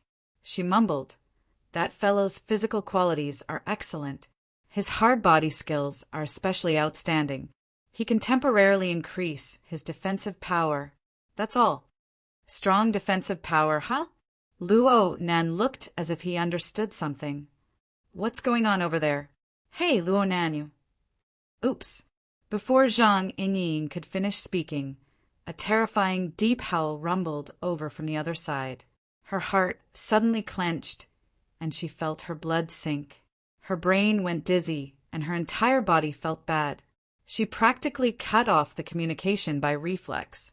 Her body felt better this way, but when she came to her senses, she could only look at the disconnected communication display and slap her head. On the viewing platform, the devil ray rose 7 to 8 meters into the air. It suddenly opened its enormous mouth, and at the same time its lower abdomen had 2 rows and 4 rows. A total of 8 cracks opened up. This was where the gills of a normal devil ray should be. However, after the mutation, there were already some mutations. Right now, traces of the flesh and blood of the fish in the crystal pillar still remained on the gills. The vicious aura of a mutant was displayed to the fullest. A low-frequency howl rang out from the gap between its enormous mouth and its gills. The deep howl spread in all directions under the push of the enormous sound pressure. It was like a heavy train passing by, rumbling and vibrating. It caused every frame structure and protective glass on the viewing platform to tremble violently. It was like an earthquake had just happened.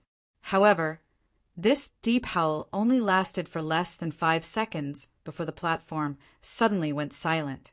It did not stop, but the frequency of the sound waves had already sunk below the boundary of 20 Hz, entering the domain of infrasonic waves. The sound waves conducted in the air did not directly affect Snake Tongue, but they still left her stunned. Infrasonic waves had powerful penetrative power, and they transmitted information accurately. Many life forms in the ocean use them to sense danger and determine direction. However, it was relatively rare to see a mutant that could actively emit powerful infrasonic waves. In theory, the Devil Ray was an enormous mutant. Its pure, fleshly strength was already close to A rank, and its fleshly body was flexible and tough. As long as it was used properly, it could use its empty cavity to emit sound. High and low frequencies were not difficult. It was understandable. The crux of the matter was how it was used.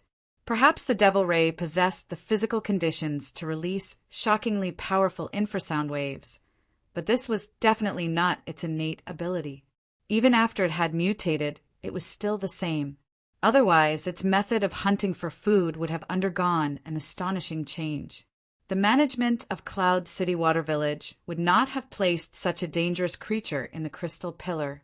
In other words, after Luo Nen controlled the Devil Ray, he reshuffled the application of its power. How did Luo Nen do this? And what was he using infrasonic waves for? Several questions piled up one after another, merging with the ominous dark clouds in front of her. It made Snake Tongue feel worse and worse. Her train of thought was inevitably affected by the successive changes, and she began to deviate. But at this moment, a substantial psychic pressure arrived, making her mind shiver. A floating curtain was set up on the viewing platform. For the sake of making sounds, the Devil Ray's enormous body was nearly upright at a 90-degree angle. Even so, the muscles of its back formed a depression, providing Luo Nan with a fulcrum to maintain balance. Luo Nan held the fin in his hand. Visually, he was still a head taller than this enormous creature. Their relative height exceeded 10 meters. He looked down from high above, like a god controlling a gremlin, overlooking the location of Snake Tongue's soul body. Luo Nan's eyes were still glistening with blood, but the dazzling lightning never extinguished. A different kind of chill seeped through the splendid radiance. Snake Tongue's mind stirred, but the arrogance within her did not allow her to continue to be controlled by others. She immediately adjusted the sound of the wind and laughed softly. "Lord Luo, the winds are strong at high altitudes. You must be careful. Or perhaps you need my help in negotiating with Tank." She suddenly cut herself off halfway through her words. The high-pitched and suppressed infrasound didn't directly destroy Snake Tongue's vocal spell, but after a period of time, she adjusted it to the most suitable frequency, and a change followed. On the viewing platform, the tourists that Luo Nen had cleared out earlier still had muddled consciousnesses, but they groaned and struggled in a daze. It was as if they were having nightmares. Snake Tongue finally figured out the true target of the infrasound. The carrier of her Nightmare Vine spell was suffering from the impact of the infrasound, forming a dangerous resonance in the heart and lungs. Was it going to kill indiscriminately? The Nightmare Vine spell was built on a human carrier. If the entire group of people died, the spell would naturally dissolve and disintegrate. But Snake Tongue had analyzed Luo Nan's personality. She didn't believe that this half-grown child would have the courage to wipe out several dozen. No, hundreds and thousands of lives in one fell swoop. It must be known that the penetrative power of infrasound was very strong. If one really found the correct frequency, then the enormous sound pressure of the mutant Devil Ray, supported by its nearer rank power, would sweep through the viewing platform. The ordinary people on the dozens of floors above and below would probably all die. But looking at Luo Nan's posture, could it be that the destruction of his mother's work had stimulated Luo Nan to the point of losing his rationality? Snake Tongue really didn't dare to confirm this, as she looked at the bloody light and interweaving lightning and fire in his eyes. A second passed, or maybe even less, before she suddenly heard Luo Nan speak. "I shouldn't waste time on you, but I need to practice." Luo Nan's straightforward narration was devoid of emotion. It displayed that Luo Nan still retained his rationality, but this bit of rational strength was unable to wrap around the restless killing intent within. Snake Tongue didn't understand what he meant by practice, But she soon discovered that Luo Nen had excellent control over the infrasound, whether it was in the intensity of the sound pressure or the range of influence. Luo Nen used a technique that Snake Tongue was completely unable to understand. Separated by a layer of devilry, he realized this precise operation. This caused several dozen people to walk on the line between life and death, but they didn't collide with the line. Soon, the effects of this technique manifested. The resonance of the heart and lungs wasn't fatal, but it caused the blood and energy of the unconscious people to roil. It affected their nervous system functions, causing all sorts of discomfort. This resulted in chaotic thoughts and a terrible, unstable state of mind while they were unconscious. Snake Tongue cried out to herself that this was bad. The main functions of the fortifications formed by the Nightmare Vine spell were to divert and suck blood. The latter, in particular, required a powerful external force to stimulate the potential of the target. Then the potential was extracted to strengthen the spell. However, Luo Nan's actions had turned the blood and energy of the person into a mess. What potential was there left? 1 or 2 wasn't a big deal, but several dozen people were all like this. Even a curse master like Snake Tongue would find it hard to control them in a short amount of time.